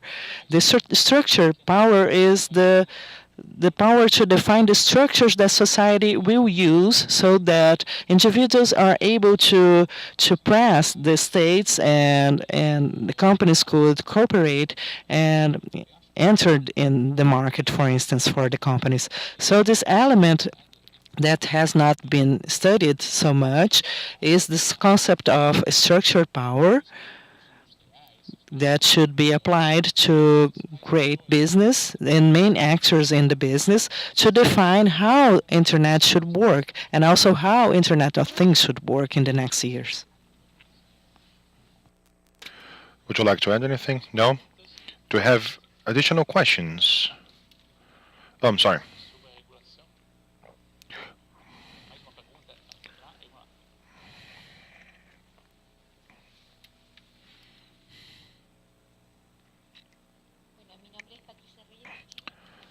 My name is Patricia Ria de Chile. From Chile, I have a question for both of you. Don't you guys think that the focus should be the fundamental rights of individuals over technology more than how to generate infrastructure? Because somehow in this new context, a new social context, this new digital economy, what really matters is people's rights. That's what we see as right to information, security, of this information, freedom of speech, privacy, and the right of data privacy. It's going to affect our labor rights, health rights. I've seen, but I haven't heard this type of talk regarding a more important focus of fundamental rights, how governments are working on that to protect that more. There's women participation, the participation of vulnerable groups, like this internet topic faced by children, that kind of thing.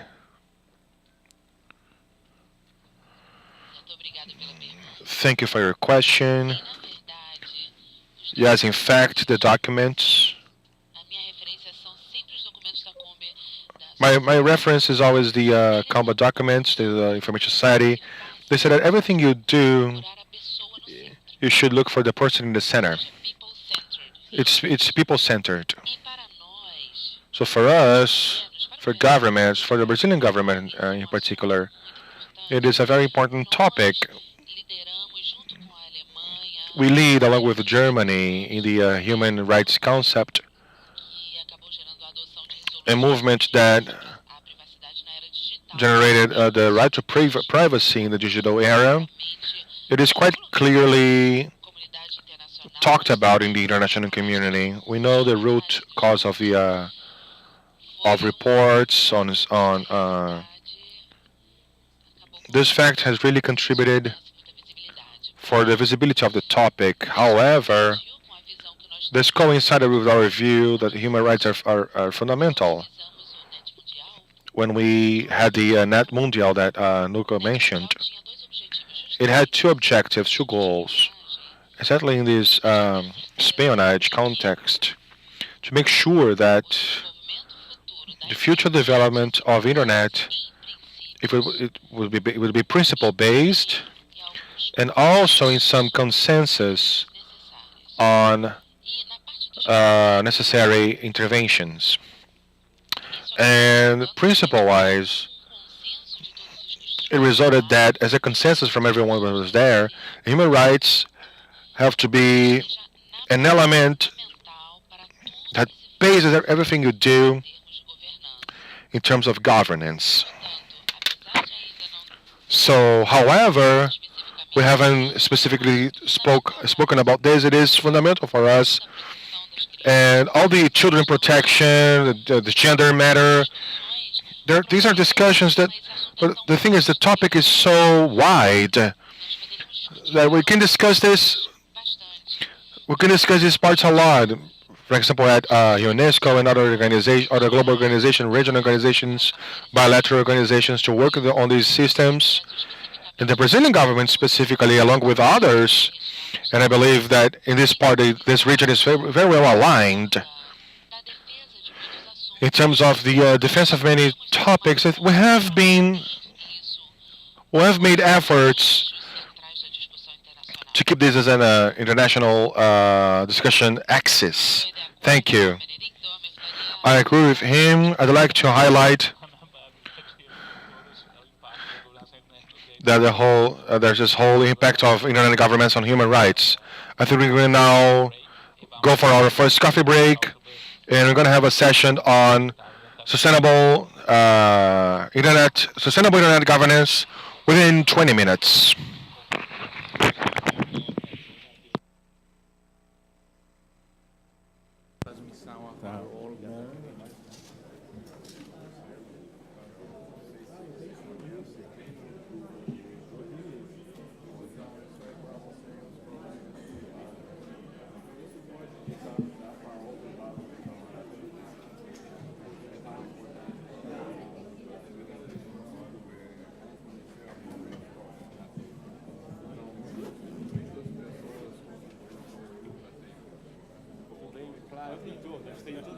Toda a biblioteca do PIB.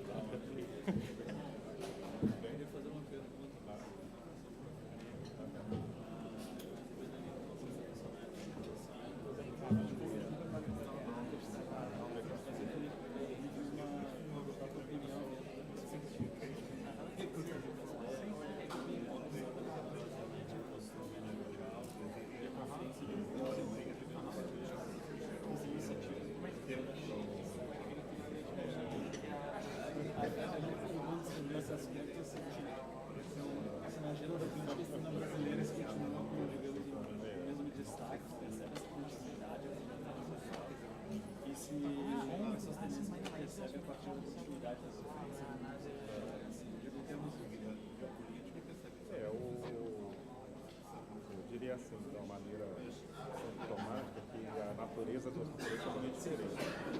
Mas legal a gente ter cuidado de fazer, isso é igual tomar, né? Que já ouvindo todo mundo, até a agenda foi estabelecida a partir da contribuição de todos, a gente teve cuidado ao longo de toda a reunião de ser totalmente assim, participativo.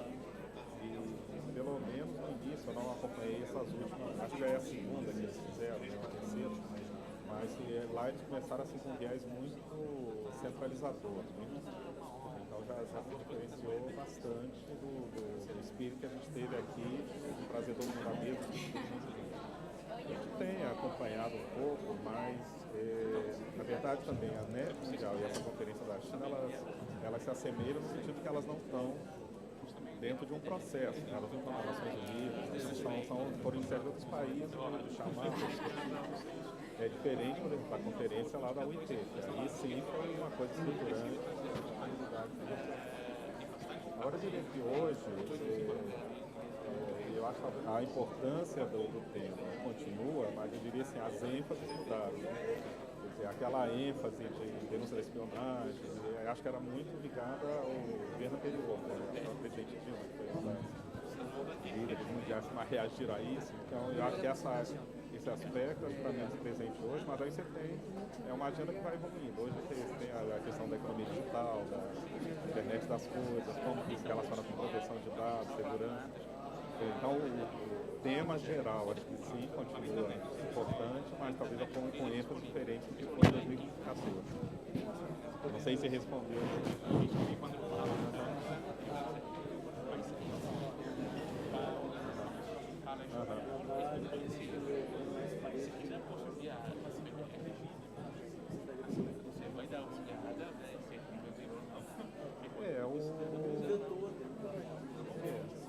Acho que é importante que a China se engaje nessa discussão, porque uma internet global única tem que ter a China, tem que ter a Índia, tem que ter a Rússia.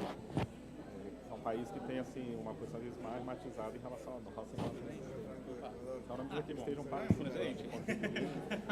E acho uma coisa muito positiva é que ninguém nega assim, Ah, mas acho que talvez a gente já trocou esse e-mail, né?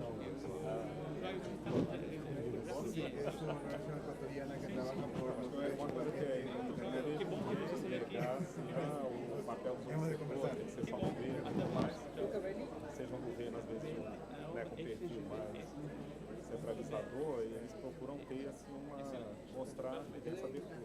Então, por esse lado, acho que foram interessantes as conferências da China. A gente tem que ver como que isso vai resultar na prática, né? Que medidas. No caso do Brasil, a gente tem praticado o que a gente prega. Tá bom.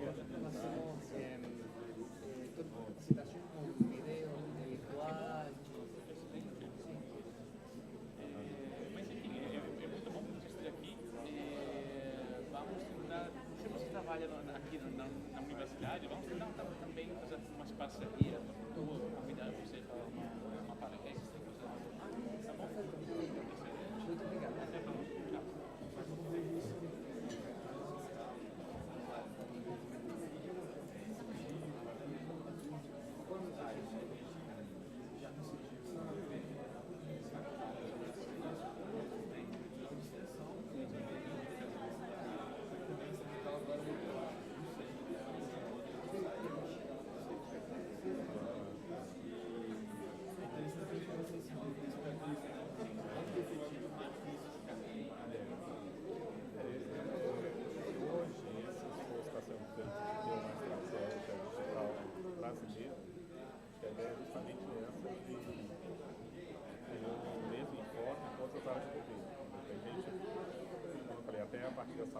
Chamou a atenção assim como tema para a nossa agenda de camaradinho.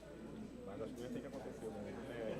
No incentivo já tem acontecido, que eles têm a sequência, as comunicações, mas acho que em todo o governo, até para que haja isso, para que esse nível de apoio, de execução, eu creio que a tendência é porque esse assunto só vai crescer. Cada dia as pessoas se dão conta que é um tema que afeta a vida de a gente. Você tem que se organizar para poder, né, se preparar. Então, o próprio incentivo está preparando isso e está sendo um esforço de todo o governo pensar em cada área que precisa ser feito para potencializar os benefícios que a economia digital pode trazer e envolve tudo isso que a gente tem falado, como que a internet, como a universidade, e aí envolve capacitação, envolve, é um aspecto essencial. Você é de qual universidade?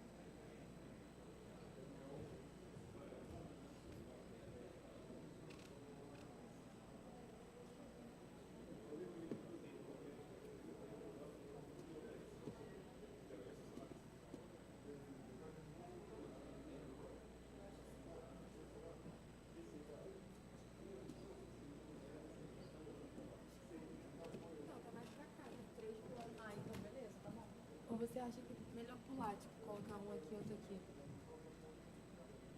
Acho que ficou muito separada.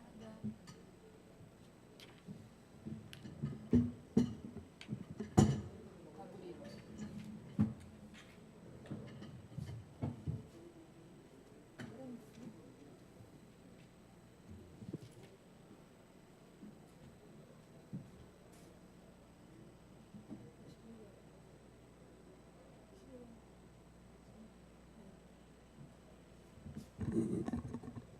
Na dúvida, senão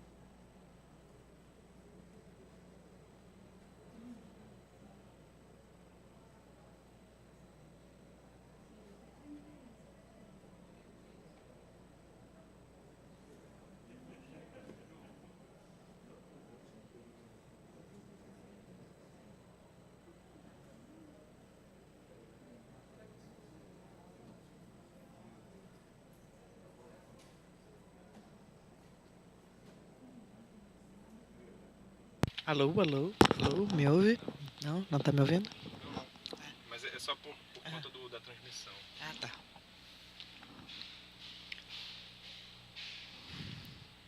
Deixa eu ver agora. Alô, me ouve? Me ouve bem? Alô, alô, testando. 1, 2, 3, testando.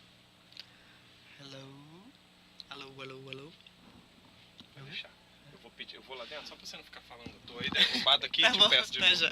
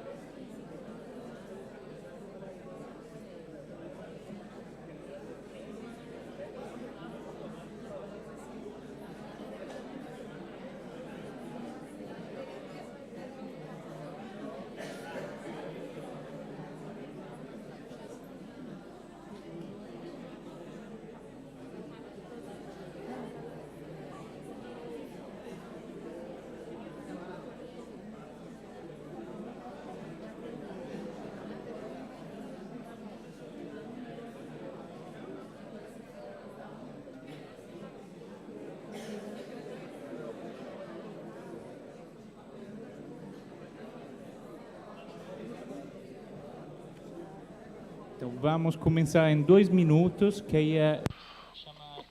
We're going to start in 2 minutes. I'd like to invite Carlos Oliveira from the European Commission in Brasilia to take the floor, and Marcos Toscano from the Ministry of Communications to also take the floor. Carlos Oliveira, please. Cristiano is going to moderate the session.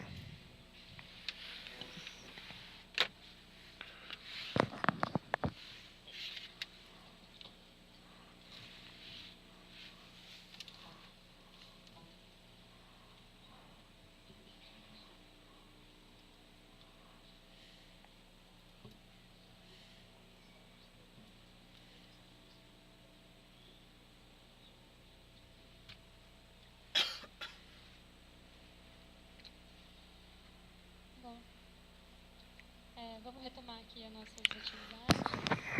Só Let's gostaria de dar that restart the start of our activities. I'd like to give you some notice. We have some jacks on the chairs. If you need to plug your computer in, you can use those jacks. Please do not let your purses and laptops here in the audience during your coffee breaks. I know it's a bit boring. You have to carry on all your stuff just for a coffee, but just to avoid that your baggage disappears, we are not liable for that. Let's start. Good morning, everyone. First off, I'd like to apologize on behalf of Martião, Commissioner Martião. The ministry canceled all the meetings.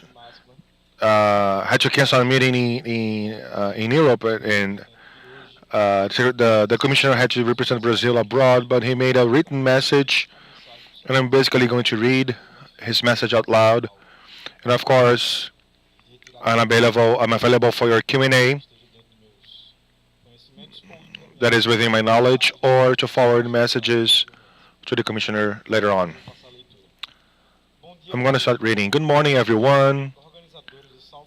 I congratulate the SSIG organizers and the FGV for running one more edition of this important international event, and I thank you for your invitation. It is a relevant institution for gathering youngs and specialists on internet governance and other topics related to the digital world. Unfortunately, I will not be able to attend the meeting due to something came up in Minister Gilberto Kassab's agenda, and I had to represent him in another digital governance event. Thank you for giving me the opportunity to send this written message. This topic is quite broad. I'm going to tackle 3 topics that I consider paramount for sustainable internet. A, consolidation of democratic governance and with pluri-stakeholders, promotion of equity in access, and the gift for both social and economic development. Internet is fostering greater information in the world in our lives. Statistics made it clear there's a boom in the amount of data and people connected. Over a decade, the number of people connected on the internet has grew by 4, leaping to over 150 million people, 150 billion users nowadays. It is accessed daily for over a billion users, and this number nearly doubles on the number in the number of active users within a month. In Brazil, it's no different. Over half of the Brazilian population access the internet frequently, more and more via their smartphones. There's an estimated 4G number of lines in Brazil of over 170 million by the end of this year. Many people say that the number of people that buy online has grown a lot. Last year, we had over 44 billion reais in transactions and $2 trillion globally last year. Another area that was radically affected by this transformation is the entertainment industry. In a short amount of time, music streaming platforms have taken over the market. In the USA, it accounts for over 70% of internet traffic. These are just a few examples of how the economy is digitalizing. Internet therefore impacts the lives of billions of people around the world and is seen by these people as a single global space. Governance is the first topic considered to be crucial for sustainability.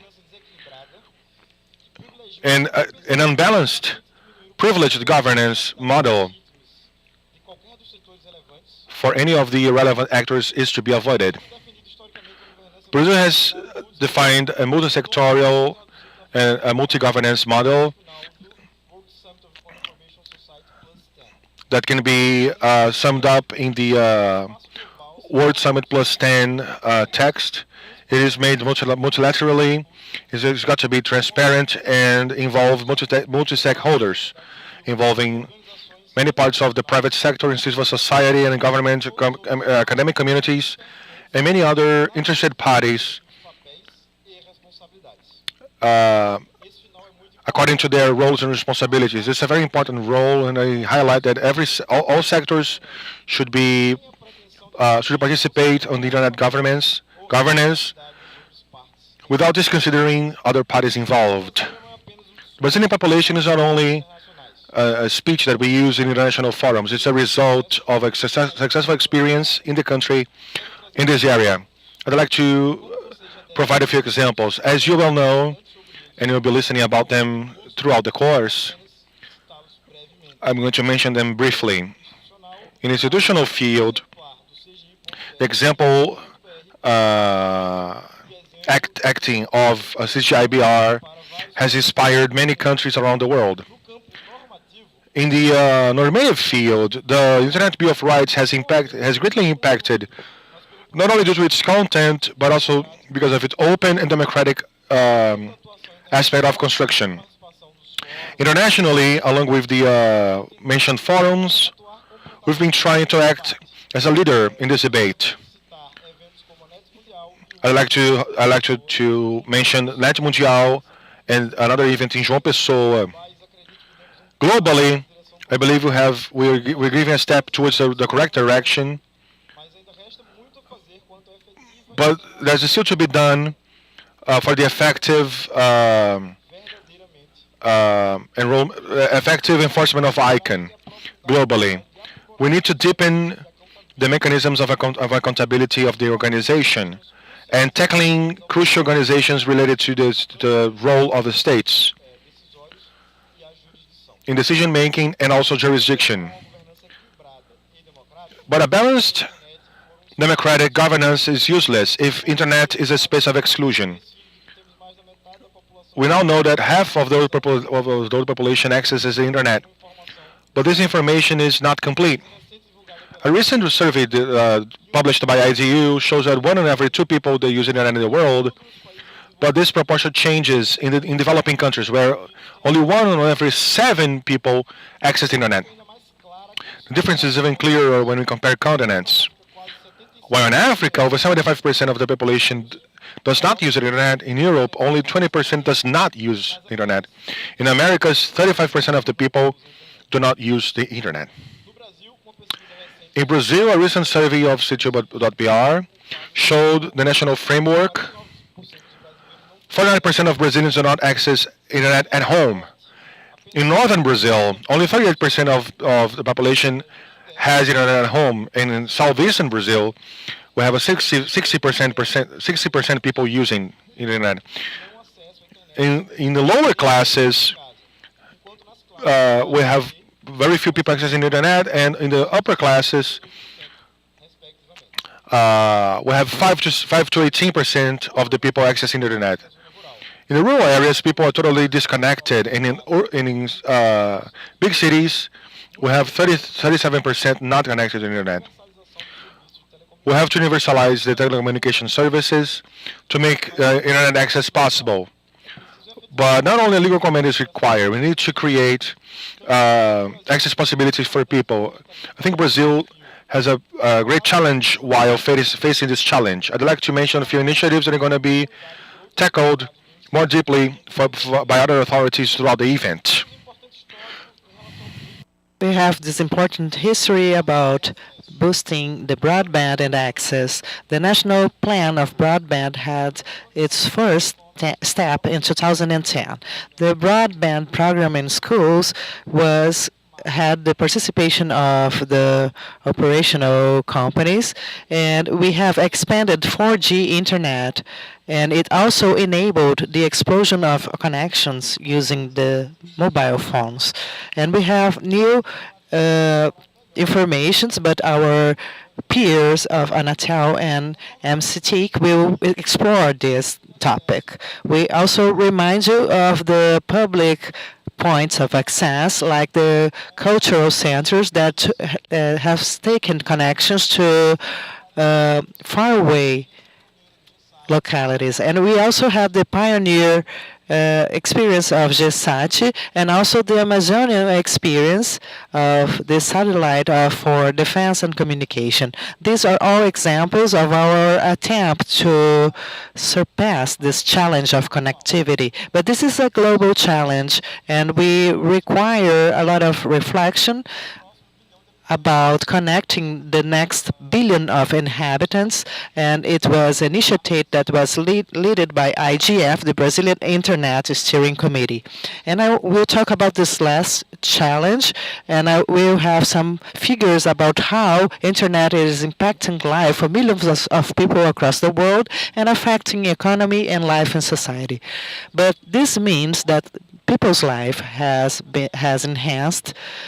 The data of internet and penetration in an electronic platform and others topics that shows the expansion of the digital world. And we can't forget the focus that we have that internet should be assessed by its capacity of promoting the economical development and social development.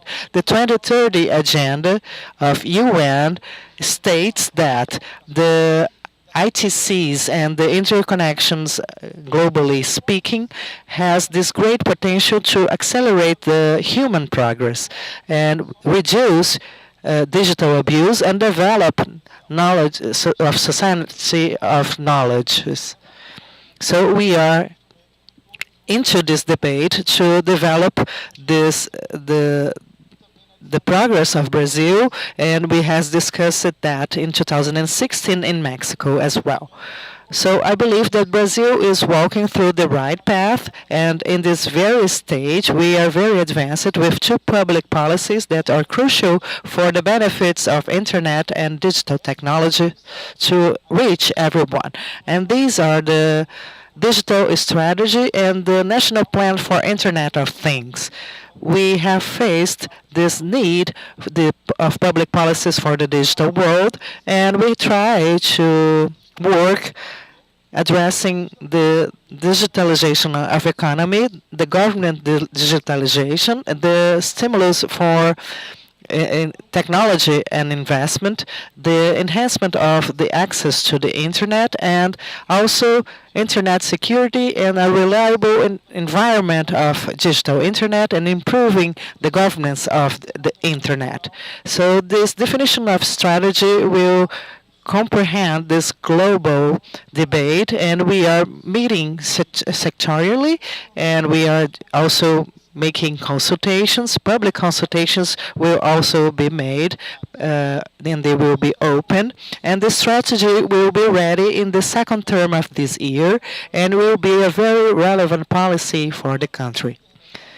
The plan for IoT is another very important initiative of MCTIC. It will bring a lot of impact in economy and social life. And the goal of this policy is to improve the development by using IoT with the support of private initiative and seeking for quality of life and improving efficiency and the commercial balance of product and service in Brazil. We will speak about the impact in society, the regulatory environment, and we will rule and enable technology. And we also will talk about talent and capacitation, and also international of Brazilian production. An example of this strategy is that the plan is being built through this open debate and broad debate, and we have had the support of the National Development Bank and the McKinsey consulting group, and also we will involve academia, private sector, and government, and it has passed through this open and broad public consultation process.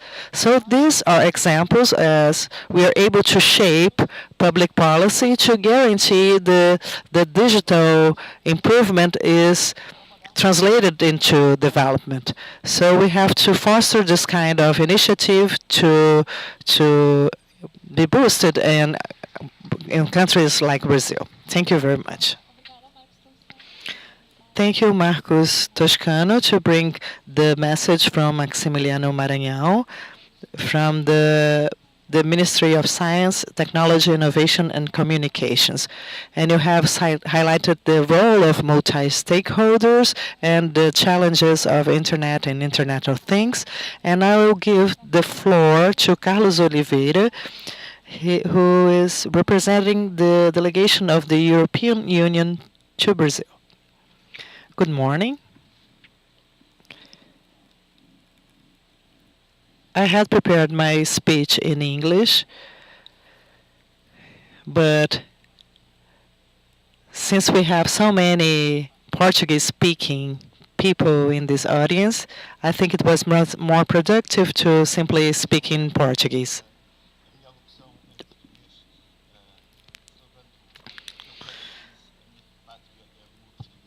Like the poet said, my native land is the Portuguese language. So I'd like to thank the organizers of this event, and I would like to congratulate this organization because this initiative will give continuity of these experiences that we have been developing for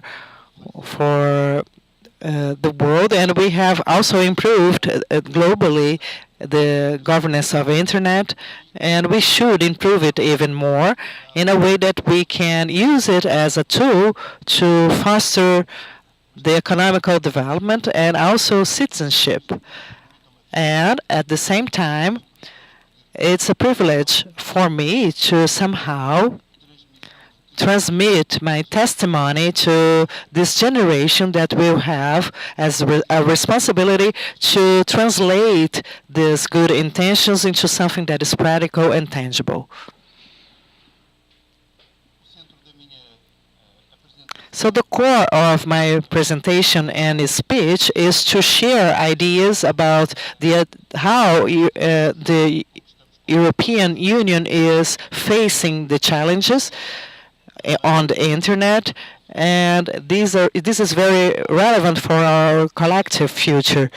We have to speak about the digital world of tomorrow and today, and how should this technology contribute to a better future and a more sustainable future that is marked by equality, and on the other hand, to develop and or contribute for this equal comprehension of the way we are able to manage this process of change.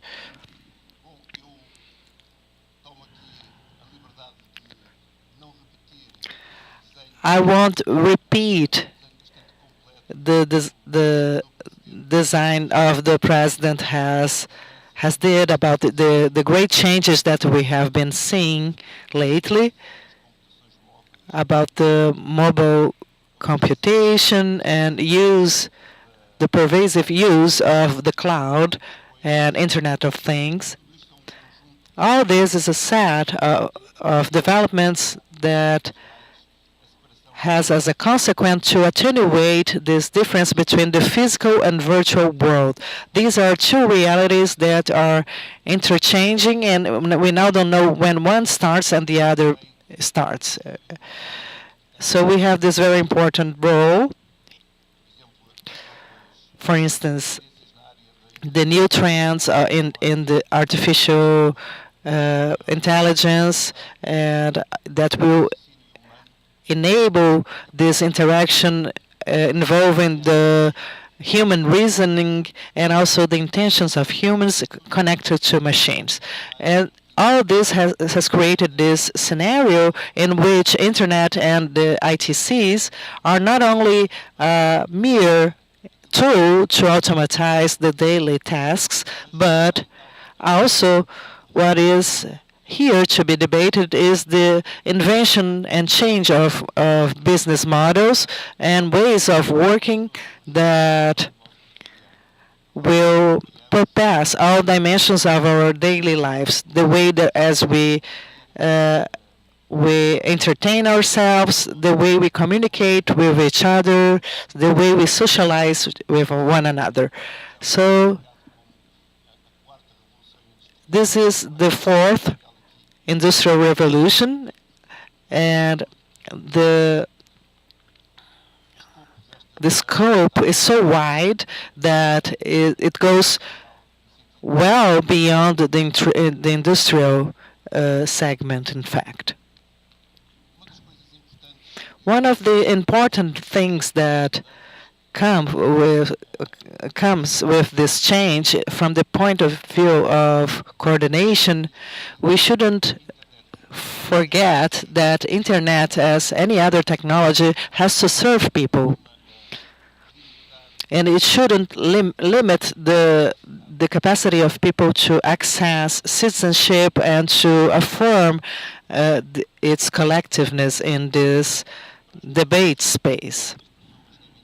So internet should aim people, and people should be in the center of this process. So with this in mind, the European Union 2 years ago started this initiative that aims at adapt this framework and the changes that I has just described. So this process we call is called a unique digital market. So you may say that this is a very European thing, but in reality we are talking about 28 different countries, countries that are very different among themselves. They speak different languages, different cultures, and we think that this experience of uniqueness should be shared with our partners and with the rest of the world as well. Because I believe there are many positive aspects in this process that should be improve the future. One of the aspects that we could include in this scenario, it has to be with the legal framework that generates a lot of activities that are related to our daily lives. For instance, privacy. We have huge changes, so different generations, they understand differently the importance of privacy. And also we have the need of ensuring minimal security methods for protecting the private life. And we also should bear in mind the very important role of digital content and also mobility of people, the fact that you only because you're crossing this border, geographic border, you cannot access other contents. I myself contributed for this, to produce this, and we have to ponderate about the online platforms. Could they be the social platform or the trade platforms? And we should also assure that there's this predictability, but also we shouldn't forget the collective interest. And these are all matters that we should consider in this digital debate.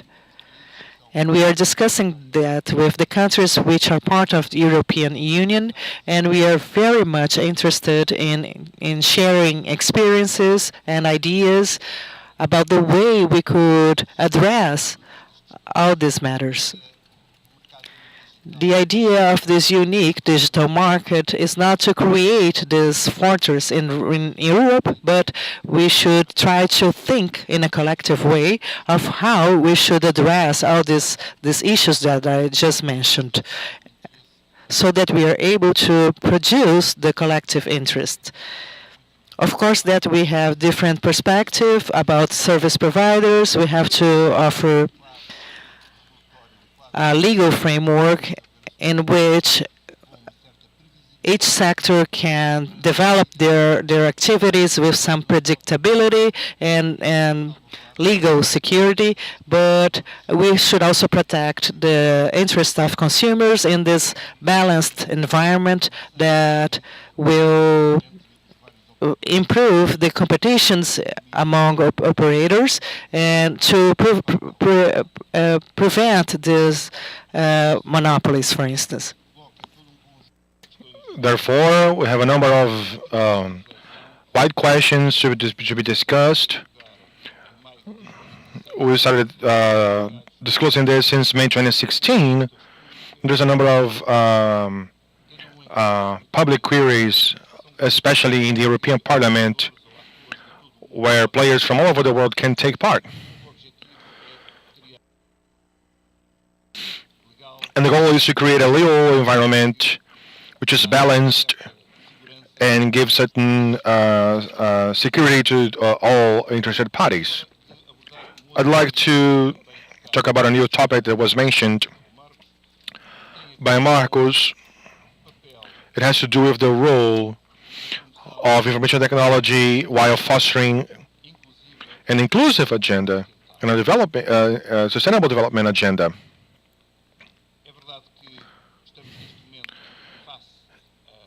It is true that we now face very important challenges, and unfortunately, we see daily events that remind us, in despite of cynicism of some, it is very important for us to get ready for that. Environmental aspects, climate changes, clean energy sources, most of all, a responsible behavior in natural resources consumption are very important aspects. So this is connected to information technologies. In European context, we've seen this, but also on a global scale, that we've seen that information technology plays a very important role while fostering this type of behavior, so people can more clearly and more immediately appreciate the consequences of their choices in their daily lives. The matter now is, well, if we think about the amount of countries, the set of countries and nations that now face immediate problems that have to do with the necessities to tackle challenges in terms of something that is reportable, sanitary care, health care, access to energy, and information technology matters, seems to be paramount in the European Union. In the European Union, we don't think this is a good way to tackle the matter. In fact, there's a great potential to bring a very more efficient answer when we think with the help of the technology evolution. A few examples have been mentioned regarding the impact that has been seen in some areas regarding the disclosure and accessibility of information technologies. But for example, we've had reports and narratives on a number of countries where we had cases, for example, in Africa, where we have a whole continent. There's more vulnerable in this regard in terms of development, and it shows that in many cases, the countries that are in a less advanced developing stage do not necessarily have to go through all the stages that were faced by their more developed partners, because technologies now allow us to skip steps. The English expression leapfrogging, which means to skip, to leap some steps, which makes sense when you are in a learning process of evolution. But where in other cases, we can perfectly avoid these intermediary steps.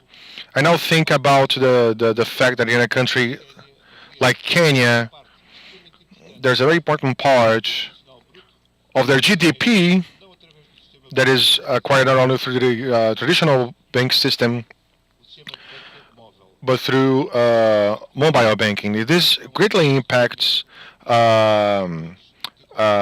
income resources from from farmers, because they can more fastly and they can access the market with more balance.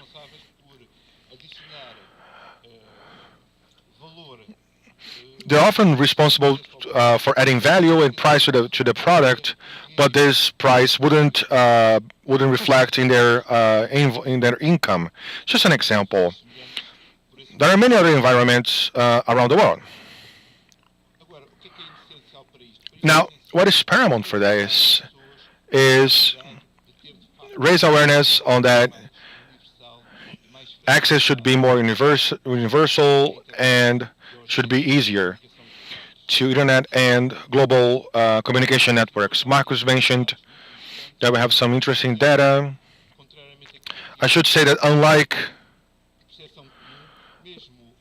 common opinion, common sense, even in geographic spaces that is supposedly presented as one of the highest qualities of life, which is the Europe case, we don't have these problems. We're more concerned with more inclusive environment. We worry about space cohesion as well, and we want to share this with you. In developed countries, access to broadband internet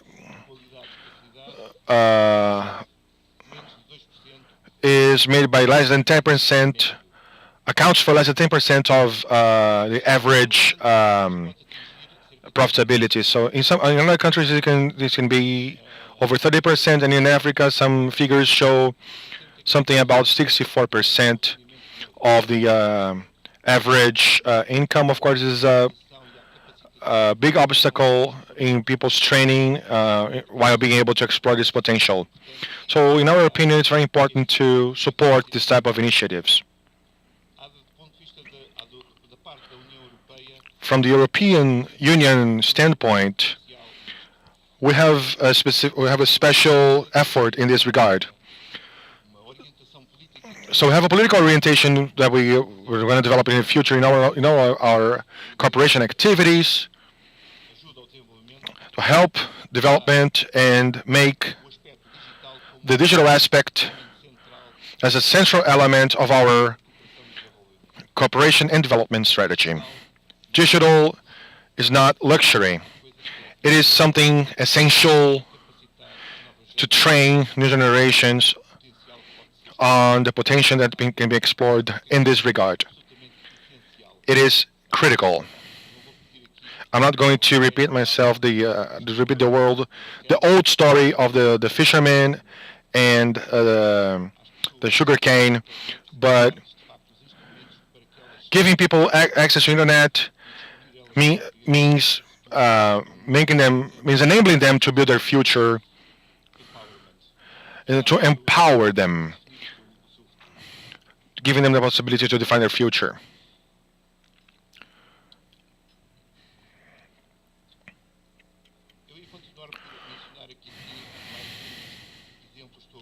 I have a few more examples on potential developments for this new strategy. Beyond the new internet availability in terms of infrastructure, in terms of communication infrastructure, and the message of Commissioner Marks gave us some examples of what can be made available in terms of generalizing and giving this type of access. There's actually a human dimension that should be associated to this process. We mean training a whole generation for digital literacy. It means telling people how to use. That doesn't mean doesn't mean telling people how to use a smartphone, but rather the implication of using such tools in their day-by-day lives. It is not only a work tool, but also a socialization tool. Meaning it's more important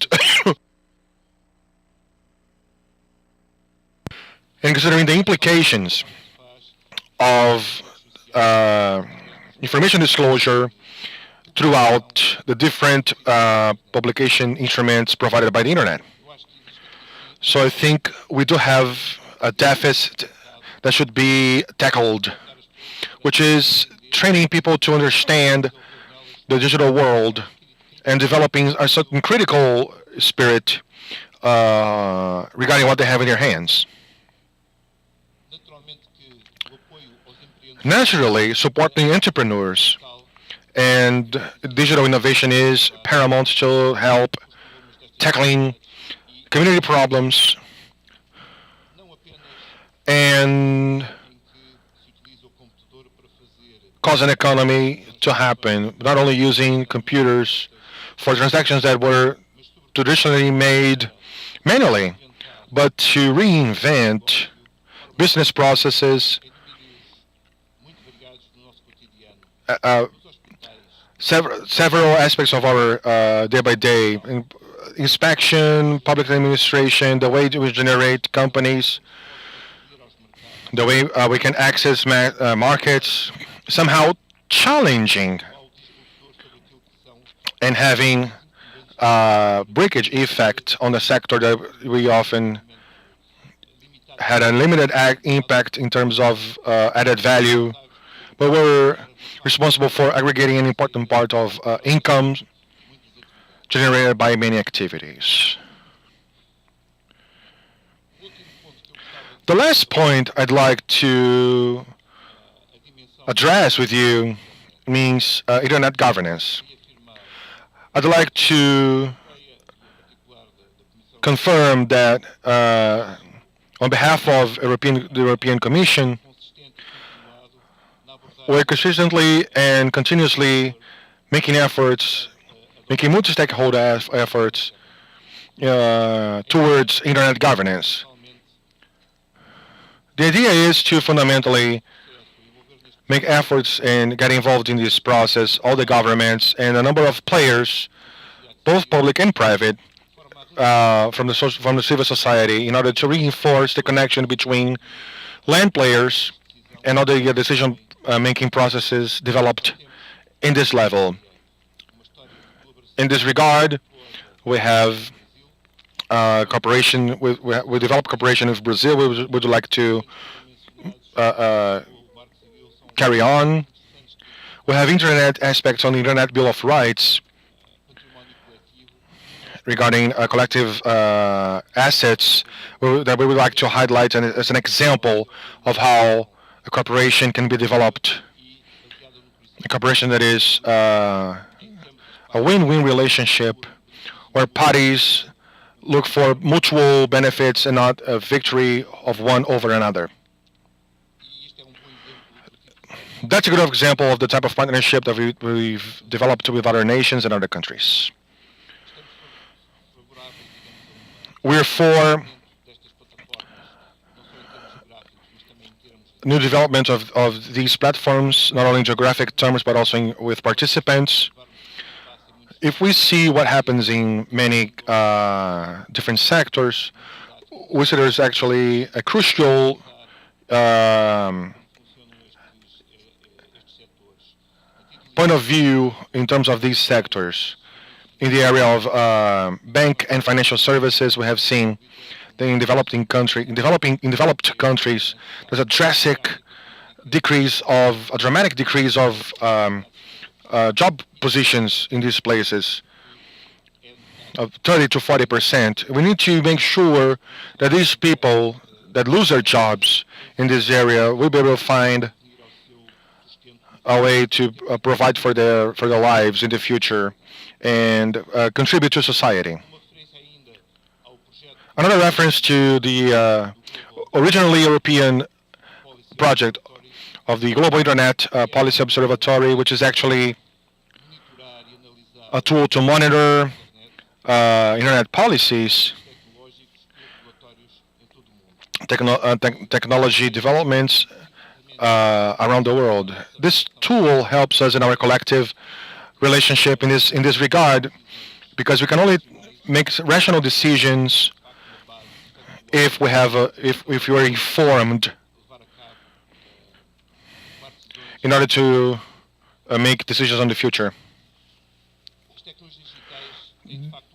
Digital technologies do have potential to bring significant content on the fight against poverty and in favor of justice and inclusion around the world. This is gonna bring us a sustainable future for us all. The European Union wants to include Portugal in this process, along with other partners, and we should also discuss with all other interested parties regarding agriculture, education, health, and all sectors where digital area can make a difference. This is the only way, with a collective effort, that we can make mutual changes and definitely impact the future.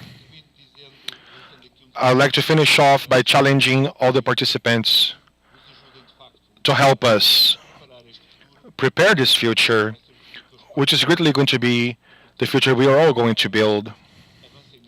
And please advance on this reflection, and I count on you for a better future. Thank you.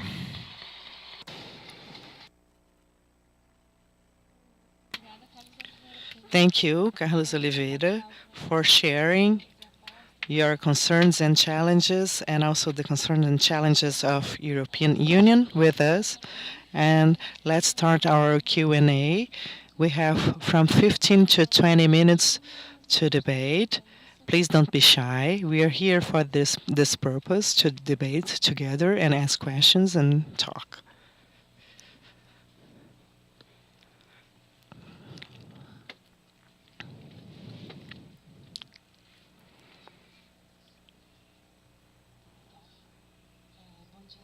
Good morning, everyone. I have one observation and two questions. My name is Florencia. I'm from Internet Without Frontiers, Brazil. And my observation is about the composition of the tables in this morning. I'm very pleased to listen to the considerations about the gender equality that we had among scholarships, and I hope that next year we also have this equality in the table representatives. And I know that this is much more complicated because, of course, the representatives they appoint who is in the table. But the first question goes to Marcos Toscano about the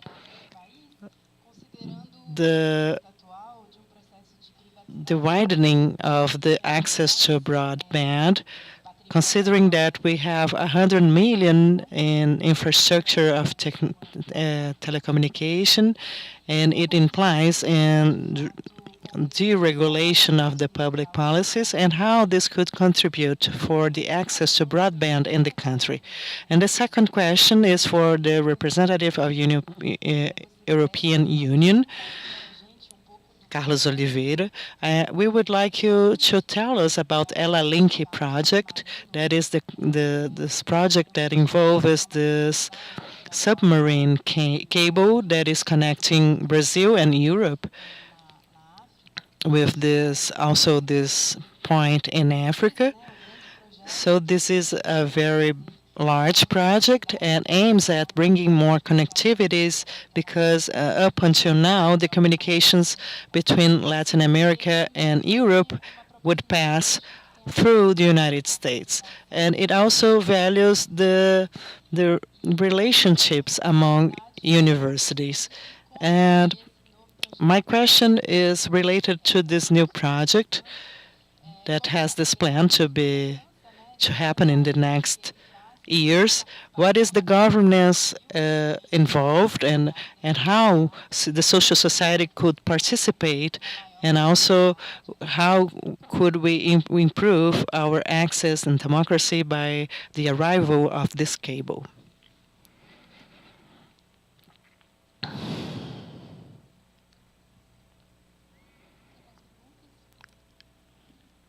Any more questions?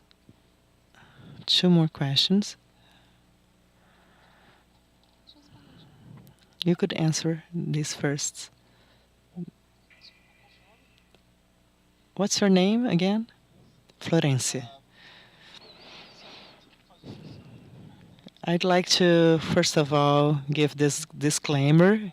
We will have representatives from Anatel, the telecommunication agency, and also and they will be responsible for discussing this model. I understand this is a controversial topic because we have new lines of debates, and we have been discussing this again due to that, and they will be experts who can present you the state of the art and how we are working right now. Of course, I don't want to comment on that, but I think that the impact is to improve the process. So I'm sure that these two matters are related. We have this sector which is improving the structure that is key to access areas which are not covered, and this is very important. And of course, it shouldn't harm the due interests of states. So it's a matter of balance. We have to understand how we're going to provide investments without harming any public principle of management. And I confess you that I don't have the concrete data about this discussion about this new model. And I agree with you that they are very much related, these two topics, and this is a very important step to improve the debate.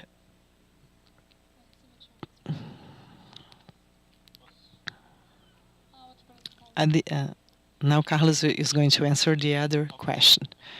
Thank you, Florencia, for giving me the opportunity to comment on about something that is very important, and it results from the private and public interest. I will explain it better. In fact, the communications between Europe and the south of the American continent, it's something that is very complicated. I have a daily experience about that, and in fact, there was this agreement involving Europe and Brazil to develop this project, this private project, that aims at building this link using optical fiber in between Brazil and Europe, and the linking point will happen at the south of Lisbon in Portugal, and here in South America, I believe that the first point is Fortaleza, and on its way it will also pass through other points in order to improve the connectivity in other countries. So this link will also uh, be enlarged in the future. It will pass through all the Latin American countries. Most of them will have contact with the oceans, and those which don't have will pass through land. But first of all, the European Union has decided to finance this initiative in an indirect way, that is by purchasing this capacity so that the global network of research and education. So it means that we are investing around 25 million euros, and I think that this is very important to give the entrepreneurs and also the private players to have these expectations of return on their investments and also to cover their operational costs. And we believe that this will be operational at the end of next year. And we believe that this will be accessible to all universities and all the research institutes that are part of the global network that is being developed right now. And it will be part of this common space of linkage between Europe and Latin America. And the cost won't be all consumed by this link, and it will be available for all the other actors, both public and private, that will be able to access this infrastructure to improve their access and interaction in this global internet network. So we will have more effective ways of data for data traffics, and in the future it will be available for all the community. I believe it answers your question, but we can also exchange ideas directly later on. Good morning. My name is Veloso. I'm from Anatel. And the topic I'm going to speak about, we had this contact in this last event in Brasilia. And although this topic had started in security of data, it was also about banking. It was a way of access for low-income users to banking. They could access banking.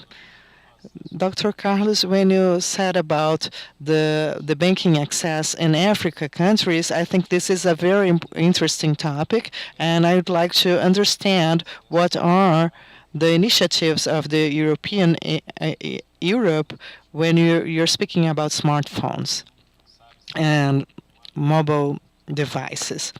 In Brazil, we know that there's this bill to access of these low-income people to internet operators, and also for banking. That is a very regulated sector in the country. So I'd like to draw this parallel with this Brazilian proposal for banking access through smartphones, and how is it working in the European Union.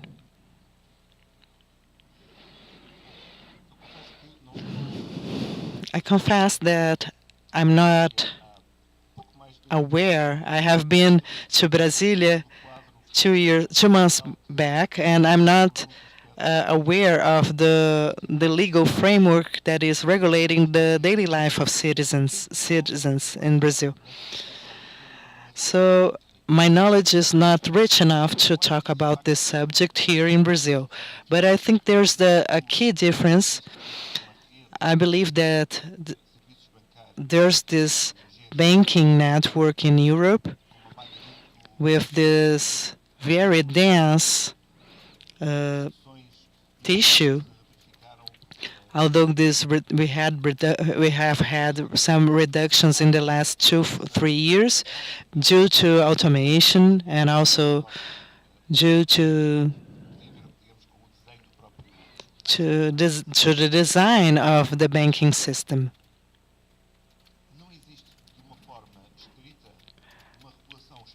There's no specific regulations concerning the banking access through internet. There's a set of norms that is regulating the banking access, and they should have this maximum cost to all population, and it implies in a series of measures that will ease the access through internet and but also through banking services using the branches, the bank branches, and also using the ITMs that are of public access. In the case of Europe, they are in general multi-bank ITMs. They are not associated to a single bank.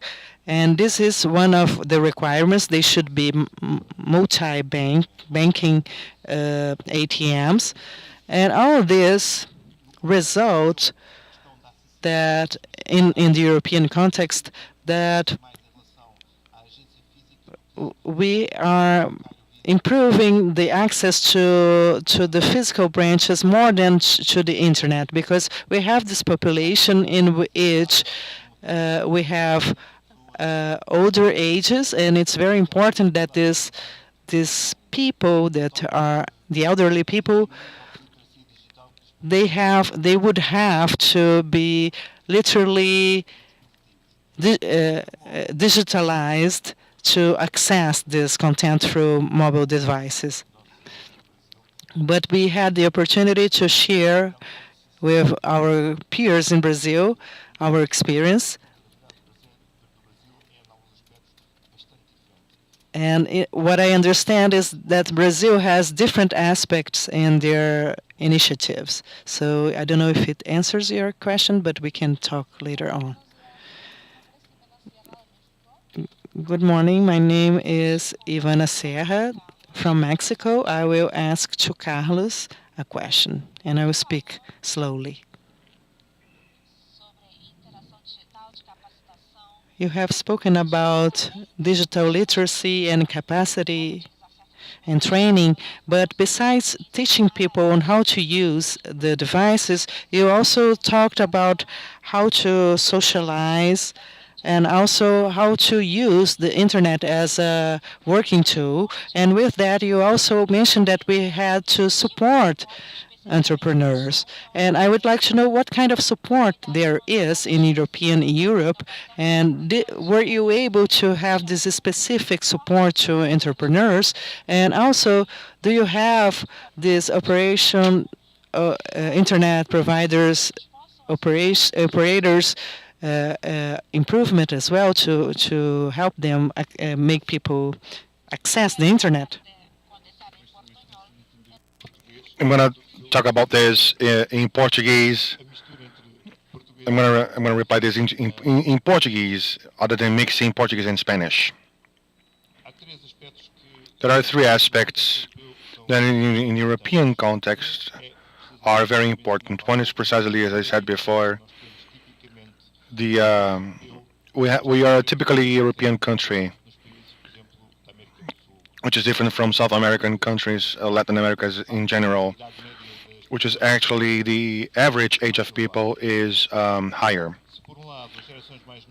If only on one hand, newer generations are able to use the internet, this is more complicated for people who are, let's say, 45 plus, that traditionally work in mechanic industry or traditional industries. And it's difficult to adapt them to the digital world. It is a great challenge That's why we need in the national government levels a number of initiatives to foster this type of digital literacy, so they learn to use devices and also to understand the general impacts of what it is to be available on the internet in matters such as the notion of privacy, information protection. These are things that are not part of the traditional day-by-day of people. So that's why it's so important to train them for such dimensions. Regarding entrepreneurs, this is a very important aspect because there's a general movement right now that we should digitalize the industry.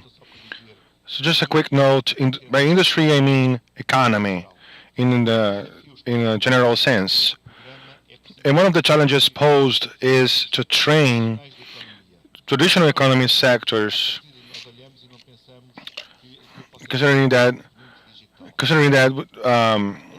it should be digitally followed up, considering individual initiatives that want to offer their services online. They want to also offer their traditional services online, things like agriculture, craftsmanship.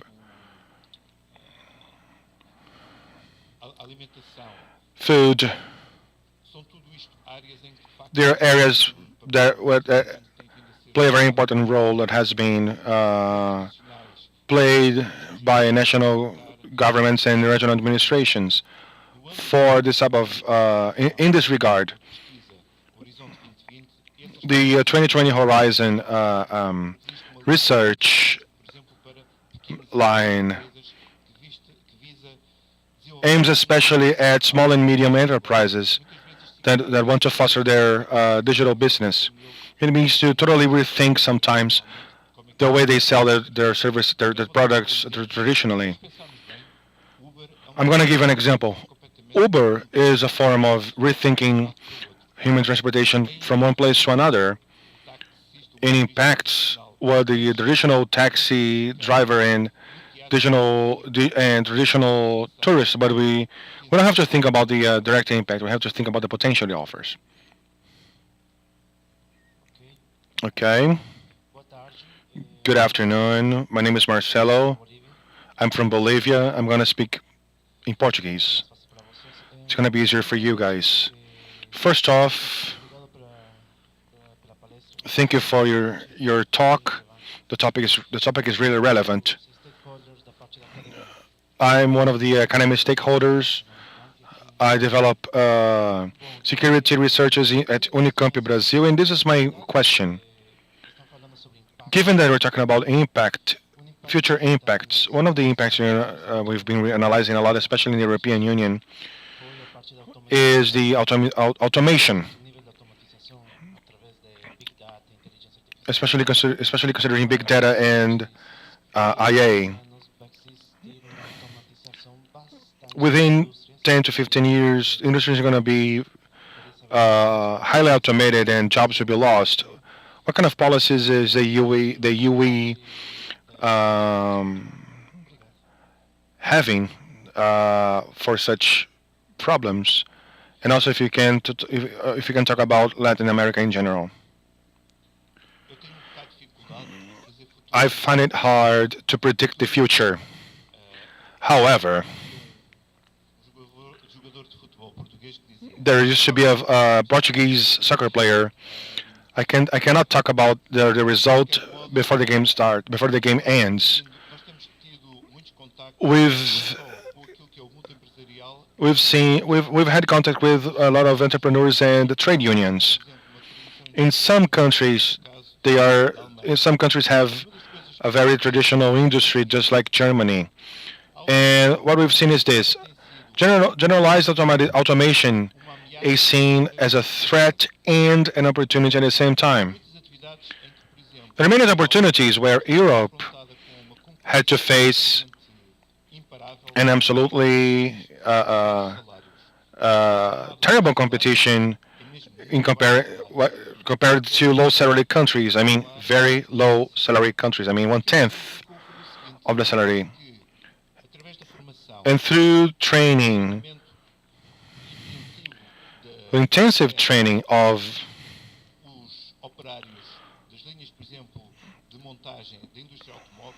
industry line of auto industry lines, training the workers, we could retain jobs in Europe that would otherwise have moved to other places, because humans have intervened exactly on things that us humans can do a lot better than any other robot. And for activities that are repetitive with very small added value and didn't add much to the product chain. For example, I'm going to say this, I'm not really sure about the figures I'm going to mention.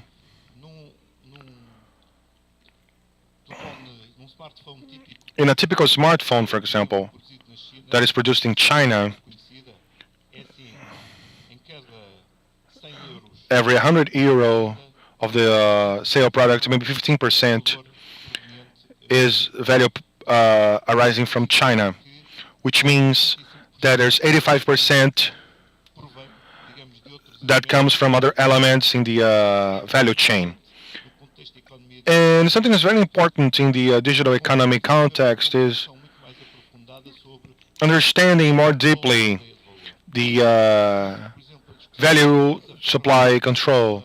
That's why platforms have such a critical aspect. That this is what many times determines the way how many intervenients can maximize their contribution to the value chain. This is a this discussion is not in the scope of this event, which is the traditional versus digital industry economies.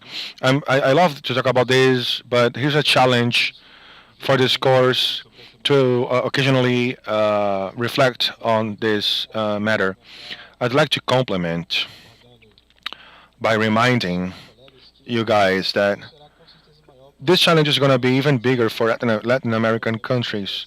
Carlos brought us a very interesting example about the smartphone value chain, an advanced one like the iPhone. We know that iPhone graph, where almost the whole product of the final product is basically related to IP, and it goes to California.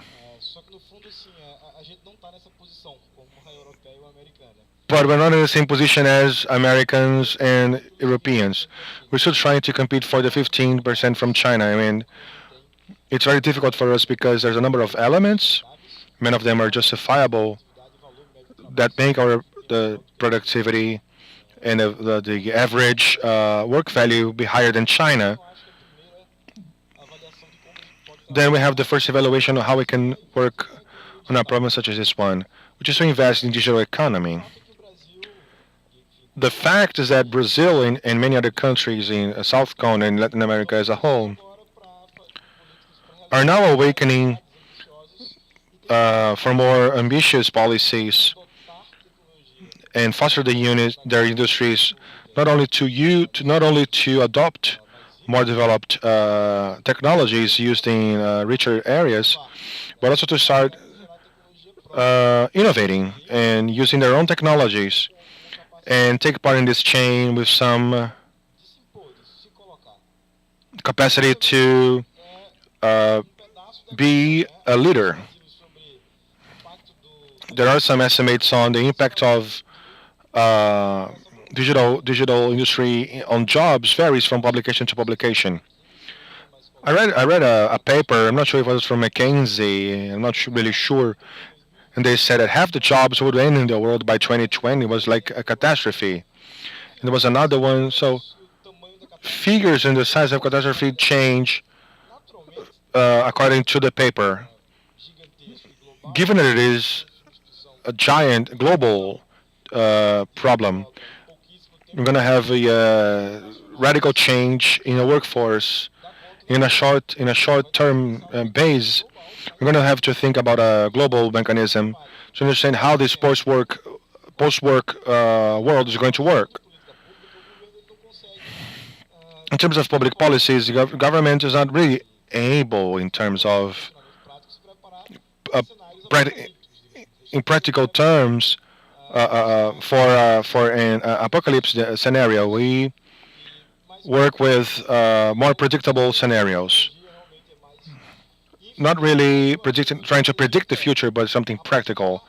Our strategy is to bet on the development of its digital economy. That's all. Well, we need to finish off. Unfortunately, I'd like to thank Carlos Oliveira and Marcos Toscano. Would you like to say anything? Just a quick note. When we talk about digital platforms, the challenge that Marcos said that Brazil now faces is curiously an European development. When I said before that we were concerned that some of the digital platforms are based the base is focused on a single part of the universe concerned us because this kind of problem poses challenges with control and equity of access. We're very interested in taking actions along with other partners in terms of finding a common point for equality in this process. And it is actually a challenge, I would say, that we have with Brazil, but we can work as partners because we share the diagnosis on these matters. Well, now let's finish off. I'd like to thank you all for your questions. I'd like to say that we're now on for a lunch break. We're offering a small brunch at the lobby if you want to go out to have lunch, but preferably stay here. Please do not go to the beach. We'll be back at 2. Thank you.